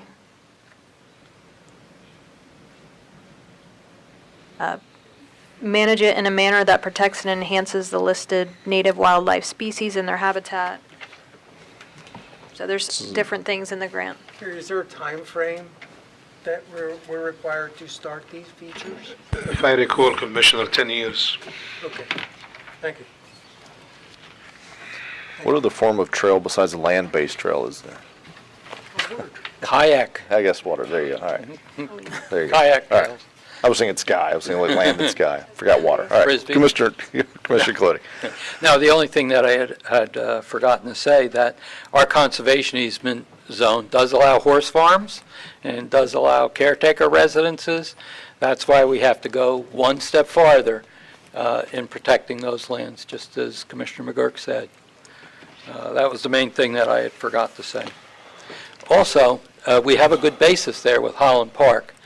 And when we talk about renaming everything, perhaps we can make that the home base for this and use those amenities and proceed with what we're required to. Yeah. To be clear on all this, though, I just want to make sure for the public's benefit, and then I'll come to Vice Mayor if you have any comments. The city owns this, and so any of these things, I mean, to put a horse farm out there would require the approval of this body, and I don't think this body would give it. Some future elected body might, and God rest their soul, because they answered to the voters on that, and that wasn't the intent of the voters. So I certainly agree. I want to go as far as we can, put every measure in place that we can to protect this in perpetuity, but I just don't want there to be any misunderstanding that if we don't make some immediate action that, there's going to be a horse farm on that property tomorrow. That's not happening, won't happen under this commission. And I don't believe it would ever happen, but we'll do everything we can to make sure it can't. Vice Mayor, did you have anything to add on this item? You haven't spoken yet. All right. Wanted to make sure that we have this great disc golf program that's there at Holland Park, done by residents. Didn't cost us hardly anything to do. Is there anything about the process we're going through tonight that's, I know they've begun working with the city. Is there anything we're doing tonight that's going to prohibit that from possibly existing there? We can debate later whether it should or shouldn't, but nothing we're doing that's going to prohibit that. But just Park is a permitted use. Yeah. That's a very broad term. okay. Just making sure for their benefit. I got an email on that. So Would fall under the natural trails that yeah, is that's listed in the that's my thought. I didn't think so. I just want to make sure, and we'll talk more about that. Okay. Any other? I got to go through some formalities here. We've done the questioning applicant's presentation. I guess that's us. Any members of the public wish to speak on this item? Seeing none, we'll close public participation, and no other questions of the witness. Do we have a motion on this, gentlemen? Yes, I'll make a motion to approve. Motion, I heard Commissioner McGurk second that motion. City Clerk, if you would call the roll, please. Commissioner Clody? Yes. Vice Mayor Hartman? Yes. Commissioner McGurk? Yes. Commissioner Sacks? Yes. Mayor Owen? Yes. Thank you. Ordinance number 72-19 has been adopted. Thank you to all staff involved. Ordinance 74-19, second reading of an ordinance about large temporary banners on buildings. City Attorney will read the ordinance by title only. Ordinance number 7419, an ordinance amending the City of New Smyrna Beach Land Development Regulations, amending Article 2, Definitions, Section 205, Sign Regulations, Definitions, amending Article 6, Development, Design, and Improvement Standards, Section 604-12, Signs, to allow for temporary wall banners to be displayed up to 250 square feet on commercial buildings over 35 feet in height, providing for codification, providing for conflicting ordinances, providing for severability, and providing an effective date. Okay. Staff report. Couple brief additional notes. Again, it's temporary wall banners up to 250 square feet, only on buildings that are over 3 stories in height. So very, very limited applicability of this ordinance. It's restricted to non-residential districts west of the intercoastal, only on buildings that are set back at least 50 feet from the property line. So we only identified 3 properties that this could apply to right now. It's the hospital, the CMEX plant, and possibly some buildings at the airport. They wouldn't be permitted on hotels, motels, apartments, condos, or assisted living facilities. At the rescheduled P&Z meeting on September 16th, the P&Z board voted 3-1 to recommend approval. Staff does recommend approval of the proposed changes to the temporary wall banner code. Okay, it's a public hearing. We'll open it up first to the public. Anyone wish to speak on this item? So if you can come to the podium and state your name and address, and again, to make sure this is on this item, related to this item only. Rocco Chirichella, 518 Washington Street. Just a point of clarification. Seems that signage issues seem to perk my interest as of late. The purpose of this is to facilitate a advertisement or to induce more business. What's the purpose of the signage? It's a great question. We'll have staff speak to that, yeah. So the initial request came in from the hospital, who wanted to display a temporary banner, and our size requirements are such that it couldn't be read if you put it up on their building. So this gives them a little more size for those temporary banners to give them the size and setback of their building so that they could have, temporary wall promotional materials is what they had in mind. Okay. Any other members of the public wish to speak on this item? Seeing none, we'll close the public participation discussion by the commission. Commissioner Colodi, sorry, tell him first again. He raises his hand. You could go and you first. speak. That's okay. Go ahead. Commissioner Colodi. I'm not really in favor of this, but I do have one technical question. You mentioned the hospital. There are parts of that hospital that are within 50 feet of the right-of-way. Would that preclude them?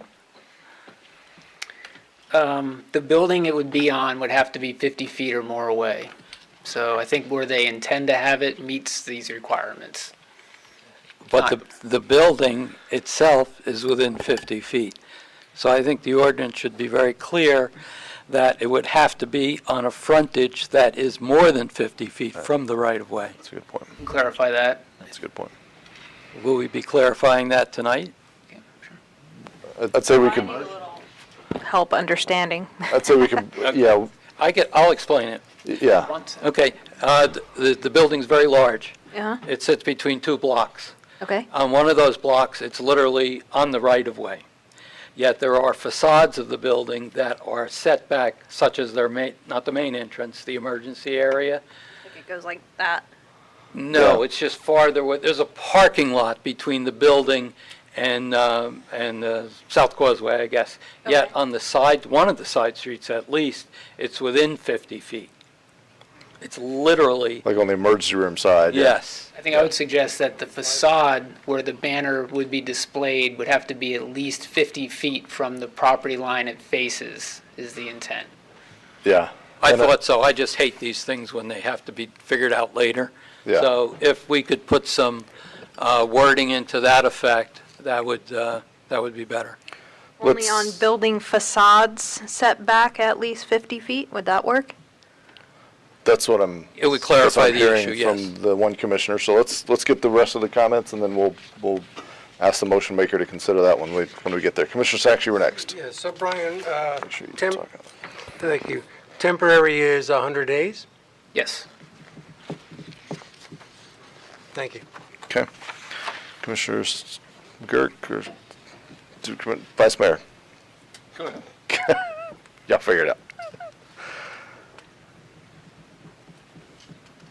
I'm a little concerned about this simply because how many exceptions do we give what we deem a good cause? You know, we wouldn't want it on a hotel, we wouldn't want it on a number, it's the hospital. But we all love the hospital, we all want to be taking care of the hospital. I just have a concern that we allow the hospital to do it. I get nervous about giving a lot of exceptions to, it's a banner on a building, period. So, anyway. I hope you don't get sick tonight. I'm gonna go up to, Yeah, you gotta get north for that one. Vice Mayor? So it would not apply to the Red Barn then? Correct. Okay, that's my only question. Wouldn't apply, what does it fail, the 3 stories? Okay, Not setback at all. yeah, got it, yeah. So my thoughts on this one, first of all, I want to make sure clarity, go ahead, Vice Mayor, yeah. But if he puts the banner on the east end of the barn, the building, he's more than 50 feet away. And I From would that bet he's right-of-way. 35 feet in height.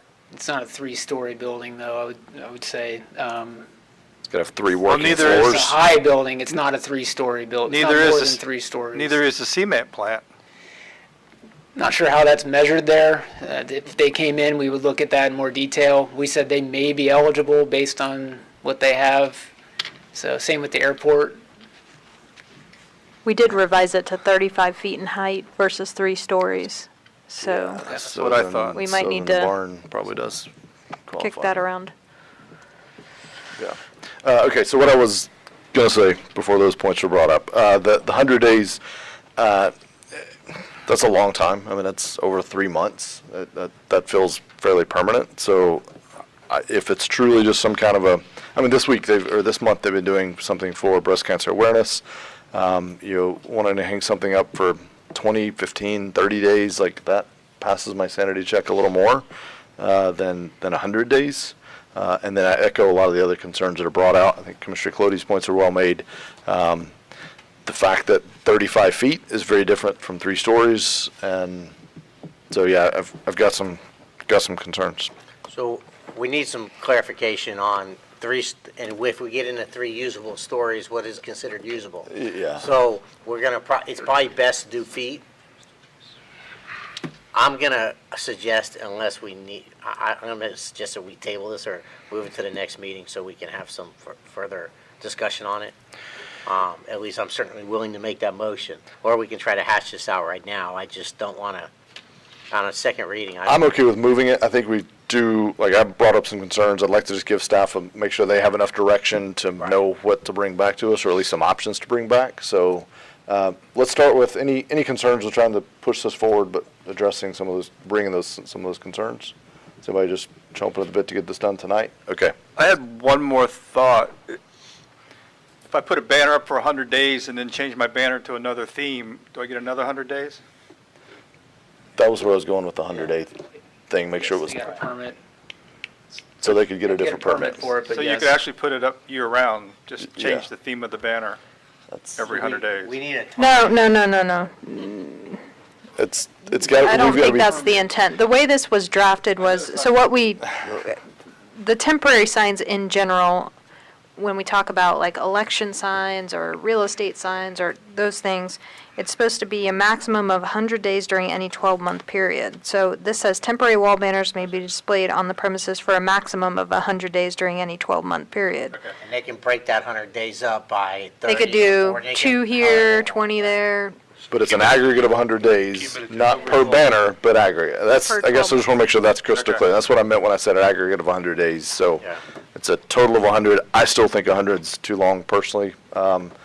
Anybody else have concerns on that? Is everybody comfortable having staff do if they 100? did or- 30 days this month and then do something in January for 30 days, I mean, I could see where you could do 100 in a 12-month period. Yeah. not necessarily spend your whole 100 days, right off the Consecutively, bat. yeah. So- I'd be willing to reduce it, maybe 60 days. Yeah. I mean, I'm certainly willing to reduce Yeah. that number of days. Okay, heard one for 60, Commissioner Colodi. Basically, I only offered my comments to make the ordinance more clear. I'm simply not in favor one way or the other, so. Oh, you're not in favor of it? in its No, I'm not in period. favor of I it got at you. all. But if it I goes think forward, it's- you want to add some clarity, okay. Yeah, Makes sense. it's too limited as to who it would apply to. Yeah, And it's a okay. term, it's something I don't like to do personally. For me, the language would allow large temporary banners on buildings over 3 stories is just scary. So I don't want to intuit anybody's vote, but I'm hearing no support over here. So I guess the question for the three of us is, do we just want to take a vote on this tonight, or do we want to bring this back in some revised form to support it? Because I heard you waffling a bit as well, so I guess I'll Well, put that question to you. if it gets denied tonight and the hospital wants to resubmit, what does their time period look like? How does that work? This is a text amendment, so the hospital themselves, they're not submitting for this. Yeah. This is something, So what I'm willing to do, so I'm not against, I could vote for this under certain circumstances. Okay. So I'm willing to table this, but but I'm also willing, Yeah. And that's where I am. I'm willing to vote for it, but I think it needs some changes. So, Vice Mayor, where are you at? I could support it, but it certainly needs to be Okay. tweaked.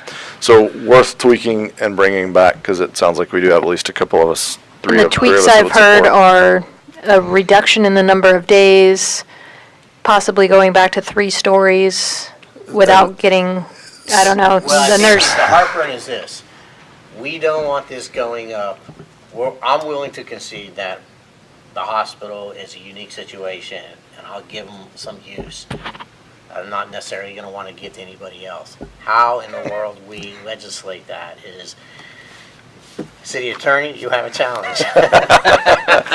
And we may not be able to, and I may vote no on this depending on how the language is, whether or not we can come to some kind of understanding, agreement, something that makes us comfortable, so. So reduction in days, somehow further tweak it. Specificity on the height to make sure it doesn't apply to some broad And the group of third one buildings. is to clarify the 50 feet from the right of way. Yeah. that clarification.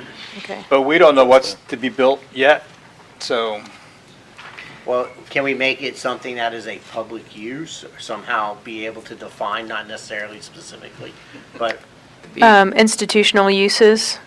So it'd be educational, Something like hospital, that. Yeah, we can of do that. having, right, Yeah, kind of non-commercial, Yes. for lack of a better term. nonprofit. This Well, is- we don't want to do it based on ownership. It's got to be based on use. Yeah. So that's the like idea. use, Yeah. okay. So if staff would kick that around, Carrie, do you want me to have a motion to table this, or do We need to continue it to a date certain to preserve the All right. newspaper ad How that long we you want? placed. I mean, take your time. There's no rush on my part. I don't know about the hospital. Yeah, don't. That's, we're running out of meetings, so we have the 12th, the 19th, or the one meeting in December. Let's do Okay. the one in December. One in December? Yeah, okay. Does anybody have the date on that, so I can read that into the? December 10th. December 10th. All right, so if I can get a motion to table this until December 10th meeting. So move. second. City Clerk, if you'd call the roll. Vice Mayor Hartman? Yes. Commissioner McGurk? Yes. Commissioner Sacks? Yes. Commissioner Colodi? Yes. Mayor Ellen? Yes. Thank you. This item has been continued until the December 10th, 2019 meeting. And I just want to make sure I have it. Yep. Limit the use, looking at institutional use, clarify the 50-foot, within a 50-foot of a right-of-way, reduction in the number of days, and then look at the 3 stories, 35 feet issue. Yeah, and I personally become less concerned about that with the use clarification, Okay. because it's the over-commercialization of it that would give me heartburn, but, Point, yeah. Okay, 9A, first readings, 48-19. Conduct the first Did I miss one? What? Did we vote on that? It got continued to December 10th? We did, to Okay. December 10th. Got continued to the date certain, December 10th, and we did vote. Unanimous 5-0. All right, Carrie, you're about to be up on 4819. First reading of an ordinance would amend the Code of Ordinances for the Builders Trades Board to provide for members to continue to serve until replaced. City Attorney, read the ordinance by title only. Ordinance 4819, an ordinance amending the City of New Smyrna Beach Code of Ordinances, amending Chapter 26, Buildings and Building Regulations, Article 4, Contractors, Division 2, Building Trades Examining Board, Section 26326, to provide for members to continue serving until replaced, providing for codification, providing for public hearing, providing for conflicting ordinances, providing for severability, and providing an effective date. Okay, City Attorney, second reading and public hearing will be on November 12th, 2019. Ordinance 76-19, first reading of an ordinance would approve the Fourth Amendment to the Colony Park PUD to allow car washes permitted.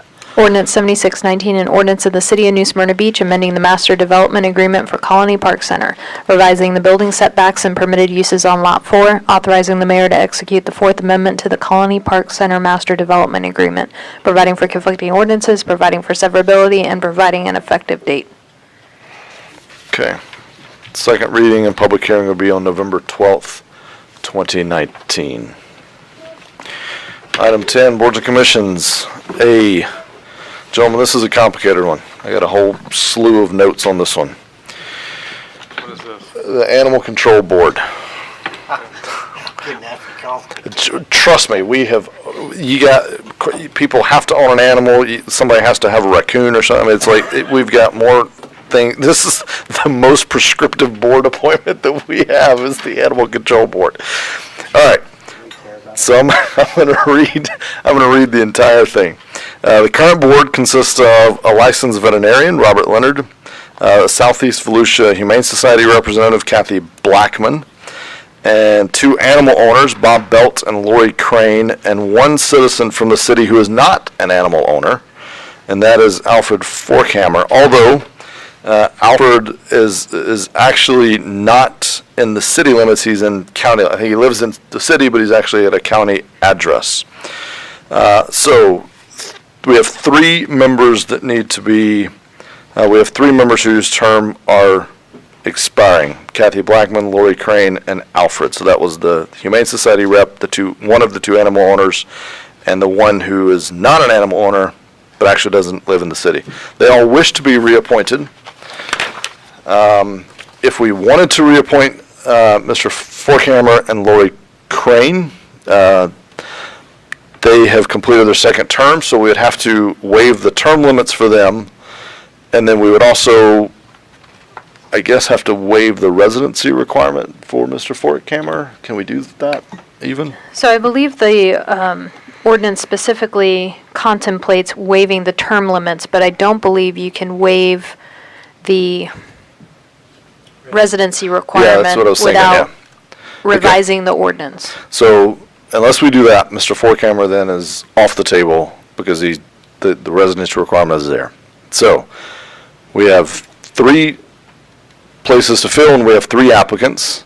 All live in the city, and all are pet owners. So none of them are going to meet that qualification of a non-pet owner. So at the end of the day, we're going to no doubt have to re-advertise because we're going to have 1 citizen who's not an animal owner. I'd just like to throw out there, I think we could also just look at this whole thing and clean up our thing a little bit. So I think you're hitting the nail on the head there. Mr. Mayor? Yes. I do think we should make appointments, though. Okay. We don't want to leave the board short while we decide what to do next. And have we, Carrie, do you know off the pop quiz, have we done this one yet where they will continue to serve until replaced? No, we have not, because I thought the tethering would be coming back to us, so I Yeah. said to hold that one and Yeah. do them all at once. Okay, I thought we had that in place. Okay, so we can, if we waive the term, let me just kind of lay out the options that we have here. If we waive the term requirements, we can reappoint Kathy Blackman and Lori Crane, but we'd have to consecutively waive that term limit regulation. And that's really the best that I think we can accomplish tonight, is what I'm being told. Feel free to speak up. It would just be waiving 1 for Lori Crane. Oh, sorry, okay. So Lori, we'd be waiving. And they would meet all the other qualifications necessary, city clerk. Okay. Yes, sir. So that's the option we have on the table tonight, and then we would have to re-advertise to try to fill that last remaining vacancy. What's wrong with the Gerald or the Engel? Are they non-animal? They own pets. So we could put one of them in for the term, for the Lori Crane as well. We couldn't put them in for 4-camera because they own pets. That person has to be a non-pet owner. Oh, a non-pet owner. Has to be a non-pet owner. That's what I'm saying. It's Lives within the city. that lives in the city. So they live in the city, but they're, This is for the animal control board. I know, yeah, you'd think it was. So Mr. Forkhammer does not live within the city? does not. And he's not a pet owner? He is not a pet owner, which qualifies him, but he doesn't live in the city. Okay, so how about I'll make a motion to reappoint Blackman and Crane. And waive the second Waive the, term limit term limit. for Blackman, right? That's the term limit person. Crane's okay? Did I get that Opposite, backwards? that was inverted. Mhm. Sorry. Waive the term limit for Crane. Okay. I have a motion I'll to second that. reappoint. I have a second. Any other nominations wish to be made on this item? Hearing none. City Clerk, if you'd call the roll on that. Vice Mayor Hartman, No. Commissioner McGurk, Yes. Commissioner Sacks, Yes. Commissioner Colodi, Yes. Mayor Owen. Yes. Thank you. Okay. Kathy Blackman and Lori Crane have been reappointed, and then we're going to continue, we don't have to take a vote on it, just by nature of not having anyone that qualifies. We're seeking one application for a citizen in the city, doesn't own a pet. So how about, can we fix this? I I would recommend, on these ones that have a lot of detailed requirements, to the extent possible, members shall consist of. Yeah. And then when you get in a situation where you can't actually fulfill the requirement, you could choose from, like Mr. Forkhammer could. So if I may, because I'm going to bring up some of these same issues on one of our later items. Remember I talked about wanting to look at all of our boards. The city clerk's office has been doing a fantastic job compiling data that kind of lays this out for us in an easy to digest format, so you can see some of these nuances of how detailed we have some boards and then how non-detailed we have others, and we have inconsistencies. So I would love to see this look maybe just be rolled into that kind of comprehensive look at all of them, and look at additionally the requirements of serving and giving ourselves maybe a little more latitude as has been recommended by the city attorney. So Yes, if everybody's okay with that. absolutely. All right. So, but we've navigated the Animal Control Board. The Charter Review Committee, I have 3 appointments to be made. Just for sake of clarity, I want to point out, I'm going to make 3 appointments. They are from the people that had applied as of last, so they were open for anyone to select. And my 3 appointments are from Zone 2, Tricia Tudine, from Zone 4, Eric Preston and Terry Dallas. Both in Zone 4. Sorry, Tricia Tudine in Zone 2, Eric Preston in Zone 4, and Terry Dallas in Zone 4. And that rounds out a spectacular Charter Review Committee.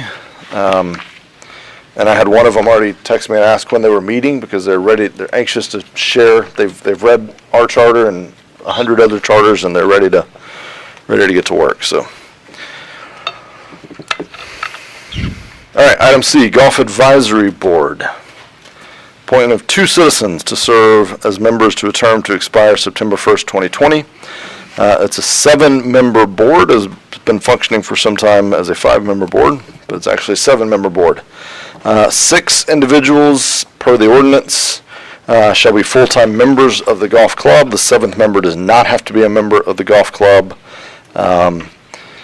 Currently, that slot of the non-member is filled by Marilyn Lindy, and then 4 of the members are golf course club members. So we have 2 vacancies to fill to meet the requirement. Both of those would have to be members of the golf club. Mayor, if I may, Sure.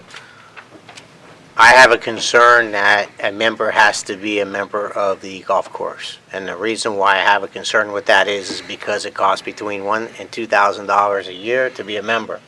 So essentially what you're saying is a citizen has to be able to pay that money to be on this board. That goes against my idea of the spirit of being on a city board. It precludes some people from possibly being on it. Could be a financial hardship. As a matter of fact, there's someone who I would like to nominate, who I can attest to is a young person with young kids, to working people, and for me to tell him, go spend a grand or two so I can put you on the board, deeply disturbs me. Okay. I would like to consider holding this off and bringing back some language, or having city attorney advise on how I can at least nominate and possibly put some people on the board. Or how would we deal with that? So I'll come to you in a minute. Let's just kind of wrap this up. I talked to city attorney before because I shared some of those same concerns. And so the advice that I received before was that because, again, that's a requirement in the ordinance, we would have to go through the process of amending the ordinance. So, first, second reading type process. It's a resolution, I'm so sorry. just one. Sorry, yeah. resolution. So we'd have to go through that process of amending that. We can't just overrule it. Similar to what we had earlier with the animal requirement, it's a part of the resolution. So, but certainly nothing stopping us, if it's the will of the commission, from continuing this tonight, starting that process, and then making appointments. Commissioner Colodi, yes. Following the example of what we did for item A, Animal Control Board, we followed the rules as rules are, and as people have applied, knowing what those rules are. I have no problem with looking over those criteria for the next round of appointments, but I think it would be a disservice to everybody that's applied who is a member, knowing that there's positions available. I just think we got to follow our own rules. If we want to change them at the appropriate time, and now's not it. Okay. Any other comments on this item? Vice Mayor. I would agree with Commissioner Colodi on this. The rules are the rules, so if we don't like them, we can change them, but they are in place at this time. But I do have concerns that it's a municipal golf course, yet you have to be a member, a club member, to be on the board to govern this.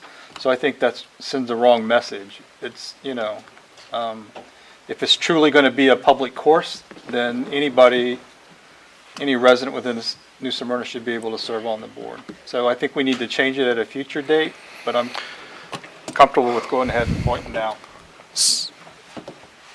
Commissioner Sacks, you haven't spoken on this item yet. Anything you'd like to add? If not, I have a couple other comments. I would agree that it is restrictive. If we can't change that language now, appoint a interim member. So, Kelly, do you have handy when the last time, these vacancies didn't just happen. This isn't like our other boards where someone has resigned or termed out or term expired and then the vacancy came up.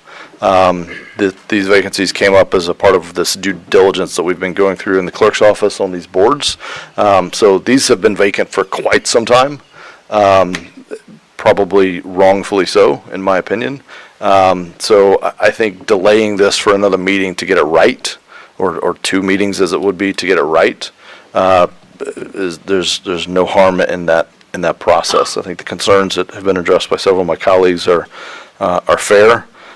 So I don't think there's anything really stopping us from delaying it, because again, this came about not as organically as others typically have, and that's all I'll say on this matter.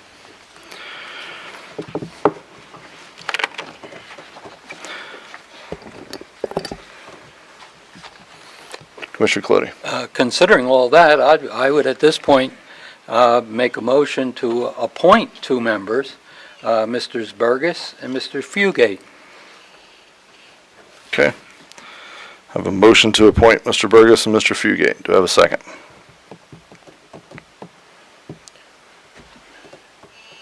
Hearing no second, motion dies for lack of a second.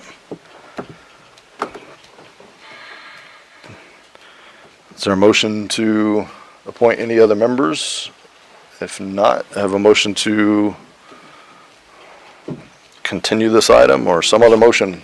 Motion to continue this item on, can we bring back the resolution? Next meeting? Or we Yes, need a- how would you like it revised? I would, You do not have to be a member of the club to be on the board, a member of the municipal course. do you want no requirement whatsoever? Well, Like zero? no, I'm just, whatever other requirements may be there, I'm comfortable with, I'm just saying, Just not a member. Don't have to eliminating be a the member. requirement to being a member. Yeah. For all the positions, I think is maybe what you're saying. Can I make a suggestion? Yes. Maybe make it half and half, make it half members and half non-members. This way you got the option of. Well, so my problem with that is I just can't support requiring someone to pay to be able to be on a board. To me, I'm not comfortable with that. You know, I can't say, if you want to be on planning and zoning board, you're going to pay a $1,500 fee to be part of some organization. I'm not comfortable with that. Okay, so you were kind of in the middle of a motion, so if you can resolve that motion. That was, Can we bring a resolution back before the end of by the next meeting, so we can vote on that resolution? Then we can vote on so make the resolution earlier than the board Yeah. appointments. It could be under the administrative items, and then have your appointments, which is item 7, and then your appointments are at 10. Okay, and the 12th, November 12th is the next meeting? Okay. You want me to make the motion? You're in the middle of a motion, so if you want to defer, or you can finish your Well, motion. I'll finish the motion, and you Okay.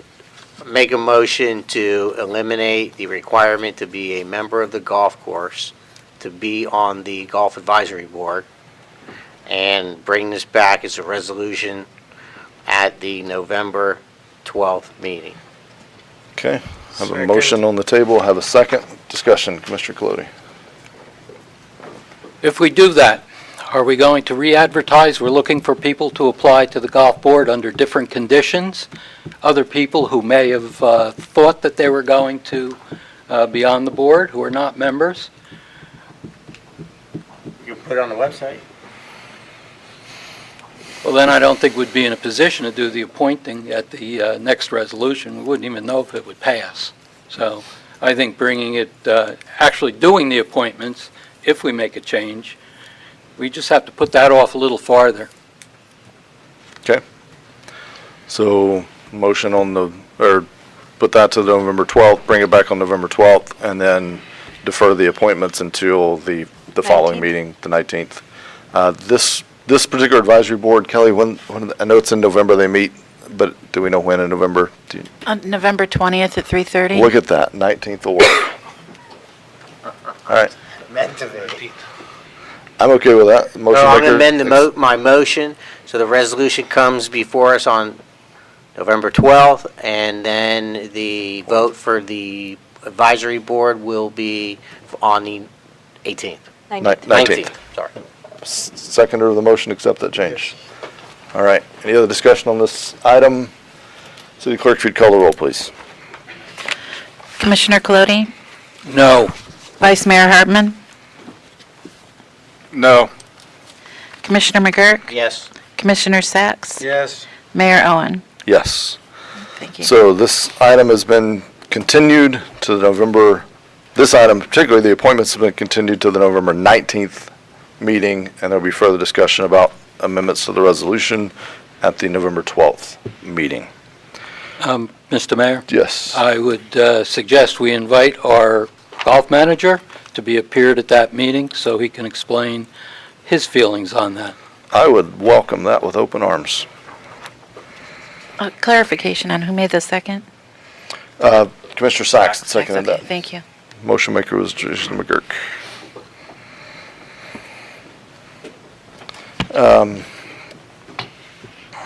Item D, Planning and Zoning Board. We have one appointment remaining. I think one appointment was made at the last meeting. We have one appointment remaining. Is there a motion to appoint an applicant to the board? Mr. Mayor? Yes. I'd like to appoint Mr. Holverson or Holverstrom. I can never get his name right. Holversham, okay. Holversham. All right. Mayor, Yes. Lynn Plaskett, Okay. We're gonna need the paper ballots What was down it? there. Lynn Plaskett was. I have one, too. One, all right. One more. Can I see the names? Yes.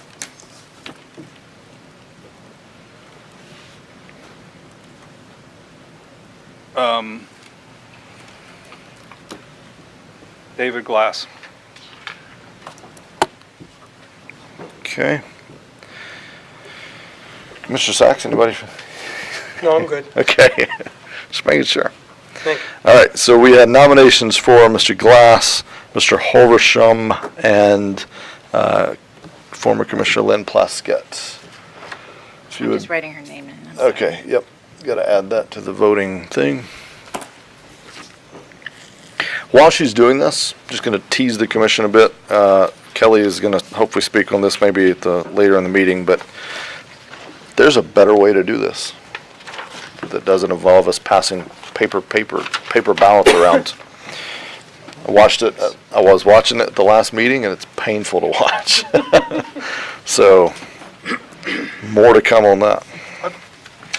this has something to do with technology, doesn't it? I got it. Just saying. You have Carol Hodges listed, but I thought the applicant's name was Carl Curtis Hodges. It It might have been a spell check. That's error on my part. So that was the person I intended to nominate, but Carl Hodges? yes. Okay, so you're changing your nomination? To Carl. Gentlemen, just making sure we all heard that and we're clear on that and for the audience. So the nominations are striking David Glass, Carl Hodges, John Holversham, and Lynn Plaskett. On your ballot, you'll see it says Carol Hodges, typographical error on that ballot. That is Carl Hodges, Lynn Plaskett, and Kip Holversham. If you would please nominate one of those. Still that, Commissioner Colodi. It's going to be public here in a minute anyway.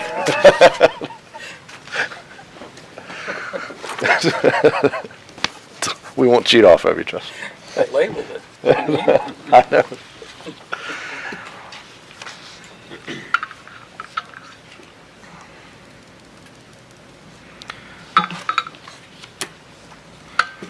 Okay, there's 3 votes for Mr. Holversham, and so by majority, he would be the person appointed. All right. Do we need to call out the voting, or we typically do, I can. think, so just Yeah, go ahead. transparency. Go ahead for the record. Yeah. Commissioner Sachs, Commissioner Colodi, and Mayor Owen selected Kip Holversham, and Vice Mayor Hartman chose Carl Hodges, with Commissioner McGurk choosing Lynn Plaskett. Okay. McGurk choosing Lynn Plaskett. Okay. By a 3-2 vote, Kip Holversham has been appointed to the Planning and Zoning Board to serve a term expiring on October 31st, 2022. Next item up, Mayor and Commission reports. We'll begin with the Vice Mayor. We have an agenda item A on that. I'm just going to cover that when we get to your section, if that's okay with you, Commissioner Sachs. And is it? Thank you. All right, thank you. And also, as I mentioned earlier, I plan on bringing up the process related to the interim positions we have, so I'll kind of open the floor at that time for a discussion on that. Vice Mayor. So, I received an email about one of the cities doing a resolution on the preemptive of the plastic ban from the legislature, where they're asking us to sign on to their resolution to encourage the legislature not to do preemptive measures again, like they did on our plastic ban. I would certainly would want to support that if we either tag onto that or do our own resolution along those same lines. I think home rule is very important. And I think that we also should look at maybe doing a resolution along the same lines as our tree ordinance, where, that we are opposed to the state legislature imposing a preemptive on our tree ordinance. You'll follow my drift. I mean, I could certainly support the one with the plastic, but I think maybe we should take the step forward and be the initiator on the tree issue. I think them setting down requirements that dictate how we conduct our business is wrong. I don't approve of it, I don't like it. So I think that in a resolution form that we certainly should go that route. Those were the only two things I had. So if I had a consensus from everybody, I think we can go on at some point. Let's come down the line on that one. Any thoughts on that one, Commissioner McGurk? Yeah, well, I mean, certainly you're asking for a resolution to support our home rule position of the state not legislating our tree ordinances and plastics. Is that what I'm hearing? Yes. So I certainly don't have any heartburn over that. Would that answer it? I mean, I certainly support protecting our home rule, and I certainly support those two issues very strongly. Okay. Commissioner Sachs, any concern, I guess we'll phrase it that way, any concern with what the Vice Mayor's outlined, having staff work that up? I think they're very good thoughts, both for their own worth, the trees, and trying to get rid of plastics. I would be very careful with wording on the plastics, so as not to unduly stress, for lack of a better word, business owners. Make sure we have that language correct. It'll be very difficult to enforce, but I do support that. Just for clarity, let me make sure, Vice Mayor, I understood what you were saying, and it'll be easier when we see this, but it wasn't actually changing anything about our ordinance, it was something more. No, did you receive the email from Mr. Bradford? No. Asking us to support their resolution that they did? Oh, yes, I'm sorry. Okay. Yes. So that's all I'm asking, is that we support their resolution and add our name to it, that we also don't appreciate Tallahassee preempting us from passing plastic if we so choose, and at what level or capacity that we do that. That should be our right to do it. And you would also like to introduce one on trees? Yes, I would also like to add the tree one on there to that. So copy theirs for plastics and then create our own for trees as kind of us being the leaders and do a similar campaign, I'm imagining. Yes. Asking other cities to support. I'll support that. Okay, Commissioner Colodi, any concerns with that? Yeah, just one. First of all, I'm glad to hear the Vice Mayor bring that up, because I was going to bring that up too. I read that whole resolution, which was very well written concerning the plastics and what it is to support Senate Bill 182 that they're going to take up in this next session. So I think we should do that. We should do that immediately.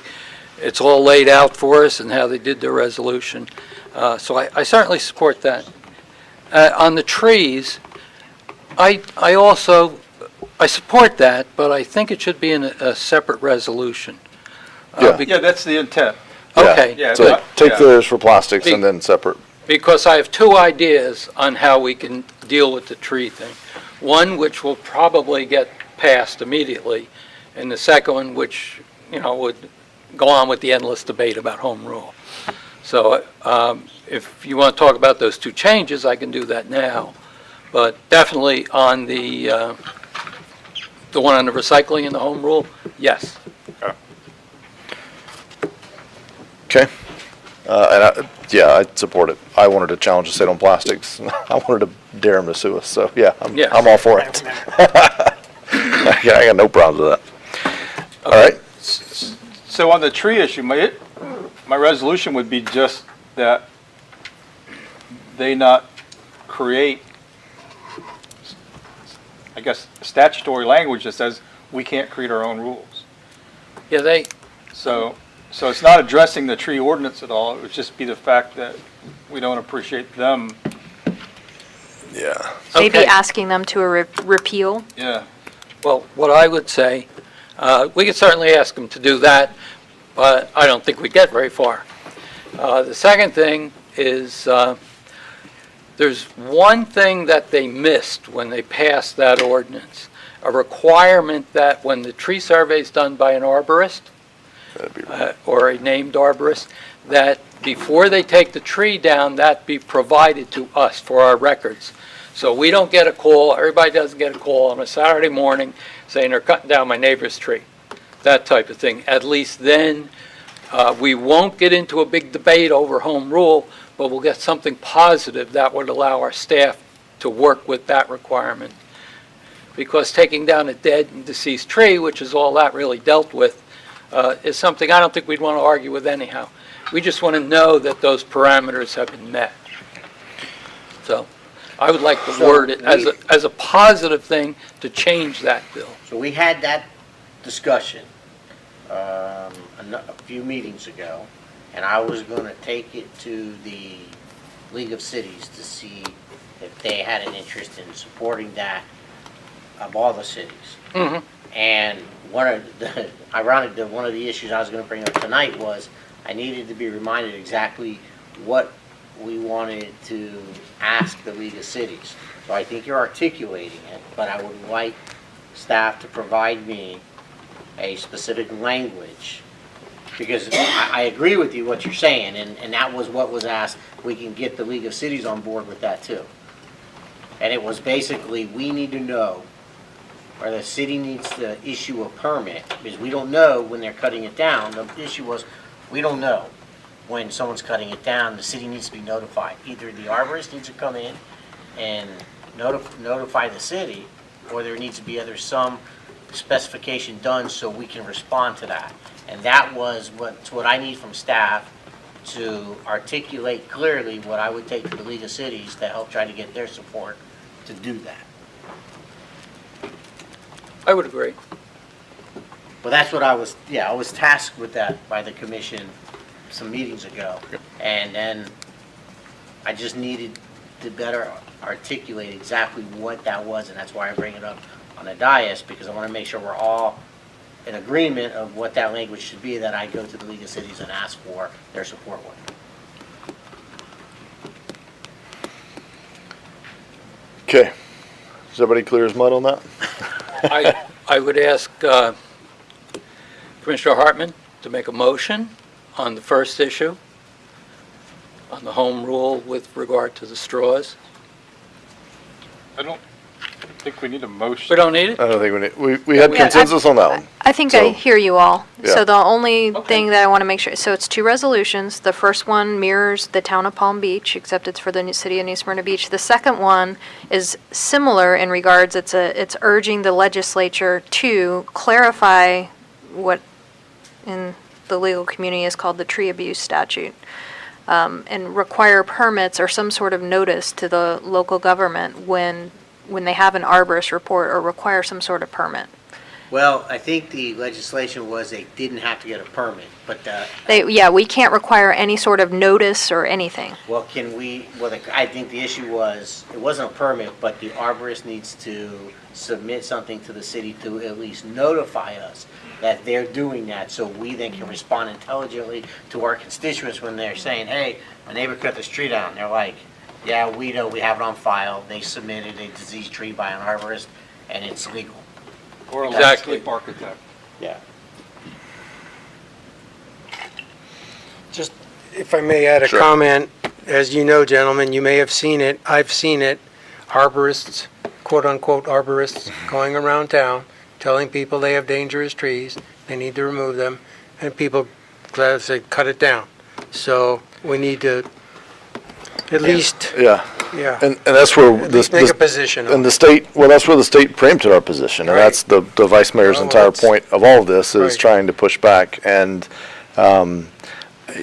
look, I respect, as we all do, the state legislators and the job they do, and they're working on behalf of the constituents they represent, and there's certainly overlap. But I'll tell you, on this one, and these two issues specifically, I don't think they're in alignment with the majority of New Smyrna Beach, and certainly not, I believe, of this commission, based on the ordinances and actions that we've taken. So, and that's like the poster child for home rule and why it is so important. And so I think the actions that the vice mayor has contemplated is going to check that box, show our united support. Kelly, as we do that, if you would also make sure, and we can use my signature block if we need to, or whoever's, but make sure we also kind of send something out that we are supporting that one ordinance.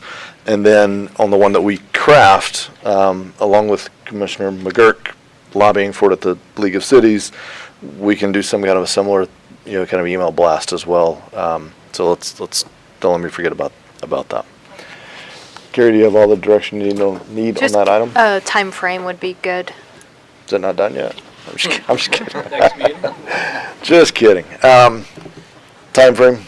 Anybody's? I'll work on the 12th, if for some reason I can't, 19th. Session starts in January, so. We're okay. Yeah, by January would be nice. Yeah, that's fine. Okay, Vice Mayor, I think you said that was all you had, right? Yes, that's it. All right, Commissioner McGurk. Okay, first issue I want to clarify, Mayor, you're going to bring up the sign issue? Or you? The sandwich boards? Yeah. Let's get it done. We got people here waiting on it, so I'd say if that's okay with everybody else, let's just bring it up, yeah. Yeah, so obviously this is a very obvious issue, and I know that there is, I want to keep it simple, there is the possibility of what has been floated out there is a kind of a, what's the word I'm looking for? A, Pilot. thank you, a pilot program for 6 months that city manager may be able to go forward on. So I simply would like to support that. I'd like for the pilot program to allow the businesses in town to be able to do that, specifically those who have come and articulated to us their concern and the value of the sandwich board. So I simply would like to direct staff to go ahead and start that pilot program ASAP so we can get that moved, so they can get that going now, as soon as possible. So let me make sure I heard you, because I think we're saying the same thing, but this is, my desire is to authorize staff to take the measures necessary to rectify the situation and implement temporary measures to solve these issues that we're hearing from the community. I heard from not only these, but many others, and so I think we got to put some temporary measures in place and then bring back permanent solutions. So that's basically what you said, right? Yes. All right, we're on the same page on that one. Other comments? Commissioner Colodi. Is it possible to do such a thing to a land development regulation? Brian and I have talked on ways to try to get this moving quickly. So it's a text amendment, so our normal process is planning and zoning, then 2 readings, unless the commission wanted to provide some relief in the short-term readings, unless the commission wanted to provide some relief in the short term while that process is taking place. So, here for direction on that. The relief would be to suspend code enforcement action until the pending legislation is enacted, unless that can be expedited in some way that, bypassing P&Z or... No, I mean, we could always do special meetings to speed it up. But, there is pending ordinance doctrine, which maybe it could come into play here to assist with the... If it's time of the essence, and we heard those businesses loud and clear, and we were trying to do something to help them. We came up with the pilot project. This way we could implement this as soon as you approve it tonight, and that's why we called it a pilot project. In the meantime, we could assess and evaluate and come up with the text amendment for the LDR and make it permanent. But at least for the time being, you have Thanksgiving coming, you have Christmas coming, and this is the time for these businesses. So that's why we came up with the pilot rather than having the moratorium on enforcement. So the idea was to give them the help as immediately as possible. I see the need for a revision and the need for change. Sandwich boards are something that's been around forever. However, there is a need to control how they can be placed. One sandwich board on a corner is not a problem. It's not a problem as long as the regulations are there for it to be in public space. It's not a problem to have it on private property, but I don't want to go out there and find 10 different ones for 10 different businesses on a corner on private property. I can't say what I want to say about how we enforce it now, but I think we better have specific rules as to how to allow them, because I think it's important to allow them. And we can also address the issue of directional kiosks, directional signs, whether the city wants to be involved, what the liability is. There's so much involved with this. Look what we make people go through to put tables in front of the restaurants. That's a precedent on how to do it. And we specifically say they can't put a sandwich board out on the sidewalk. Will we now have sandwich boards on the curb of every restaurant?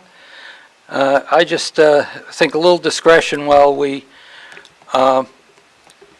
amend our ordinances would be in order. I don't know how to say it, but, and I shouldn't say it, but that's the way I feel. It's an excellent point. I mean, we have two conflicting kind of motives here, which is to move swiftly but with discretion. And I just want to share this one thing. I wish I'd had the picture given to the clerk so she could post it. But I was driving down Flagler and I saw a giant red truck with a giant sign on top of it pointing to the court. I think it was the shops at the courtyard. So, I mean, look, business owners are creative, so they're going to stay ahead of whatever we do. They're going to find some other way to do this. So that may even be worse than what we're dealing with now. So I think just kind of going back to, anyway, that's all I'll say on that. Well, I just want to comment that Sure. I think that's what the intent of the pilot program was. Exactly. We're going to get it out there. There is language in the pilot program that limits what they can do. And to me, the genius of the pilot program is we get to see how this is working while we're considering it.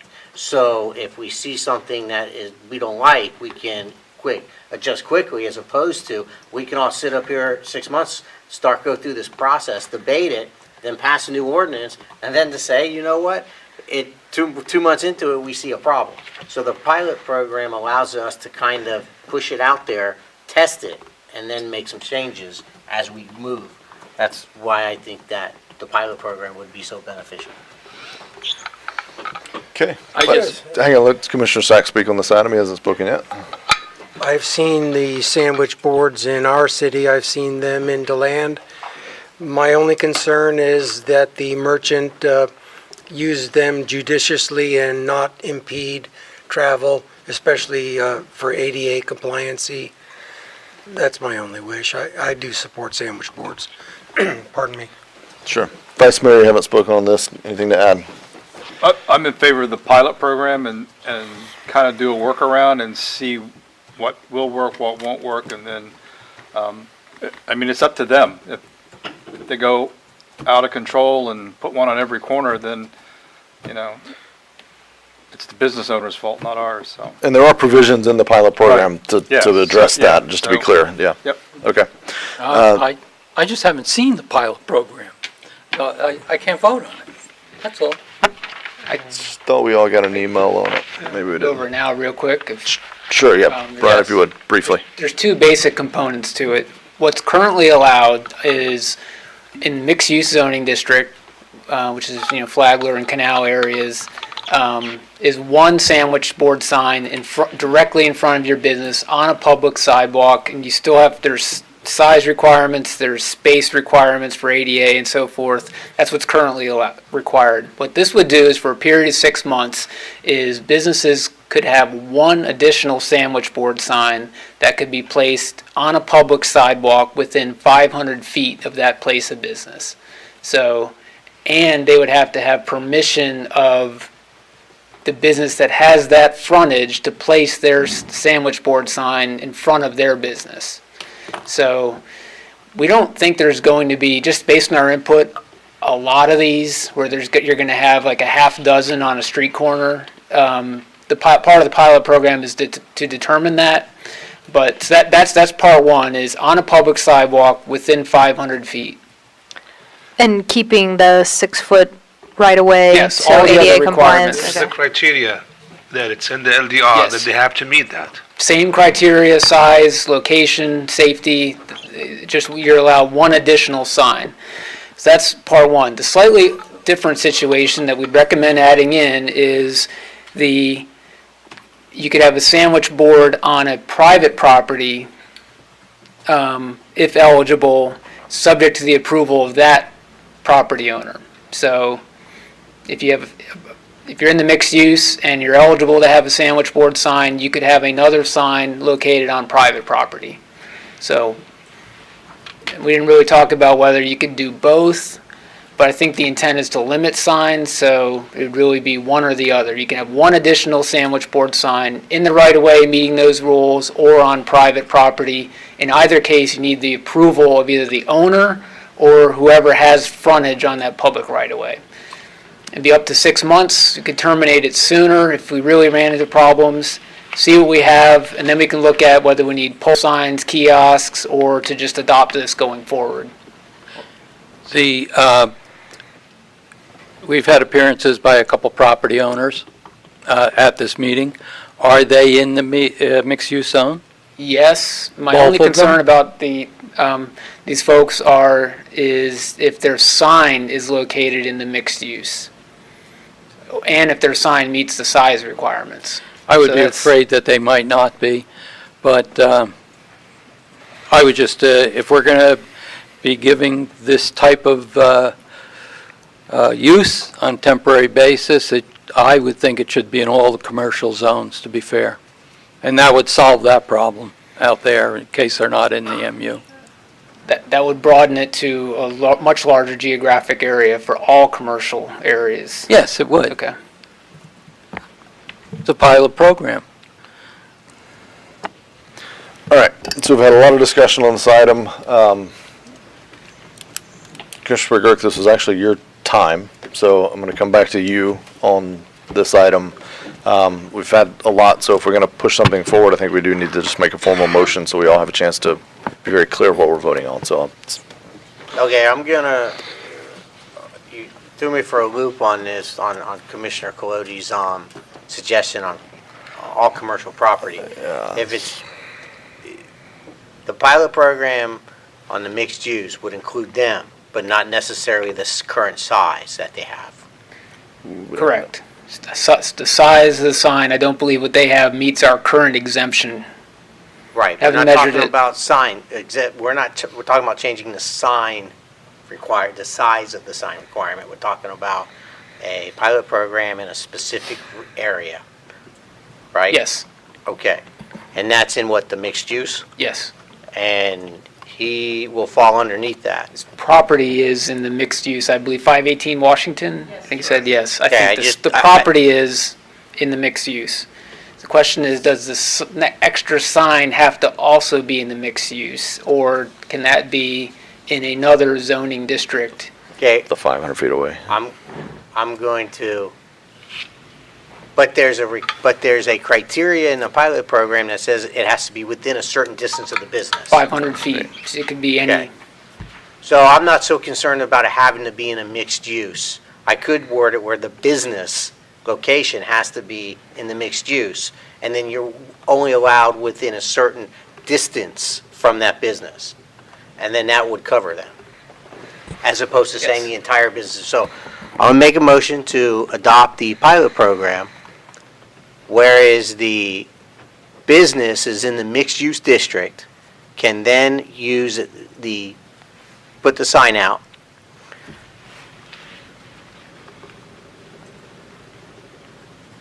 Well, that's the motion, to adopt the pilot program where the business has to be in the mixed use. The sign is then, it can be within a certain distance that is specified in the pilot program. And meet all other requirements for size, location. It could be on public property or private property. Yes, as adopted by the pilot. Yeah, I mean, I assume that this is outlined in the pilot program. I'm just clarifying that in my motion that the property has to be, the business location has to be in the mixed use. Yes. The sign does not have to be. But within 500 feet. It just has to be within X footage of that business. That make sense? 500 feet gets you to... Hang on a minute. Now this discussion by the commission. So Well, we're trying to fix it for you, but, so, all right. We had the world's most complicated motion. Yes, So- I agree. So I'm making a motion to adopt the pilot program with the clarification that the business has to be within the mixed-use zoning. Okay, and all the other terms is outlined in the pilot program by the city manager. Okay, we have a motion. Can I get a, do I have a second on that motion? I'll second. We have a second. We've had a ton of discussion.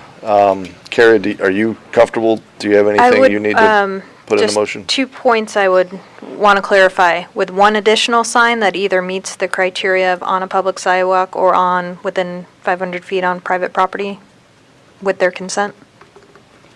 Yes, Is it one additional? That is Okay. the understanding of the. And then just one thing that may help is I pulled up our interactive business map and pulled up 518 Washington, which is in a mixed-use district, and all this pink is mixed use. So if that helps at all. Okay. Well, yeah. I don't think it matters with the way we phrased it. Yeah, where I phrased Yeah. it, the, Just the business has to be, and then you got this 500-foot radius around them, basically, so. Okay. I guess we're this far into it, so I don't want to open it back up, but if 510 feet makes all the difference versus 500 feet, I'd hate to miss it by 10 feet for somebody that's come 3 weeks in a row and spoke on this, and so, Just, while we're discussing, maybe if you can just talk to them and then come back and report to us. just one last thing. Yeah. I think the sign should be placed in a business zone, because we're focusing on a couple properties here, but this is a regulation that's going to apply everywhere Everyone, yeah. in the mixed-use zone. So I don't want to see a sign popping up a block and a half away in a residential zone. Yeah, yeah, it's a good point. yeah. Should we amend? Yeah, I can amend the motion. Okay. So, Amend the go ahead. motion to state that the sign cannot be in a residential zoned neighborhood. All right. Motion seconder. I'll second. Accept that. All right. Brian, anything, all right, we got to wrap this up. Brian, anything else to add from your brief discussion? What are the concerns? What's that? We're okay. Okay. As far as distance, size might be a concern based on the dimensions. Okay. I remember that plus or minus we did on the other stuff. All right. We had a motion. We had a second. I think we've discussed it. Everyone's had a chance to speak on this item, I believe. City Clerk, if you would call the roll. Commissioner Sacks? Yes. Commissioner Glody? Yes. Vice Mayor Hartman? No. Commissioner McGurk? Yes. Mayor Owen? Yes. Thank you. Motion is adopted. Staff will, I'd ask you, Kyle, if you would move swiftly on this item. Thank you. Still your time, Commissioner. That's good. We're 30 minutes into it, but it's still your time. Just giving you a hard time. I can't say my items are very important. They were. You hit some good I'm ones. good, thank you, Mayor. All right. Commissioner Sacks. Yes, it gives me great pleasure to invite my colleagues to join in a relationship with the small city of, well, actually it's larger than our city of New Smyrna, but it goes by the name Nea Smyrni. It is a suburb of the city of Athens in Greece. They have requested approximately 2+ years ago for us to become sister cities. It does foster economic development, education, professional exchanges, just a really nice thing to do, which I don't believe we have a sister city. And they are very eager to enter into that relationship. I just recently had a very nice conversation with the Consul General to Greece, to the United States in Tampa, and he is very eager to move forward with this. What we do require is a signed letter from our city asking the city of Nea Smyrni if they would like to be sisters with us. And basically, I'm asking for your graces, Mr. Mayor, to be the signer, and we will send this letter off to them along with some commemorative, we will send this letter off to them along with some commemorative coins, just in a gesture of friendship and a handshake, just to get started. I just think it's a nice thing to do. I've always been pleased with these formalities that really foster good relationships and tidings. And all of our citizens get a free trip to see the city, or is that? On their own You didn't dime, yes, negotiate on their that? own Okay, dime. on their own We didn't dime, I get that in gotcha. there. But if my colleagues would agree, and the mayor would agree, Kelly was, in fact, I got to thank Kelly, because she really put all this together, and she did in about a week what had taken 2 years prior. So thank you so much, Kelly, for doing that. And she brings to it some expertise because she knows about sister cities. So if my colleagues could join me in this really nice thing. So I haven't seen the letter yet, but I can't imagine I'd have any issues signing that letter, and so, yeah, happy to. If I might comment on that. Yes, Just one please, thing. go ahead.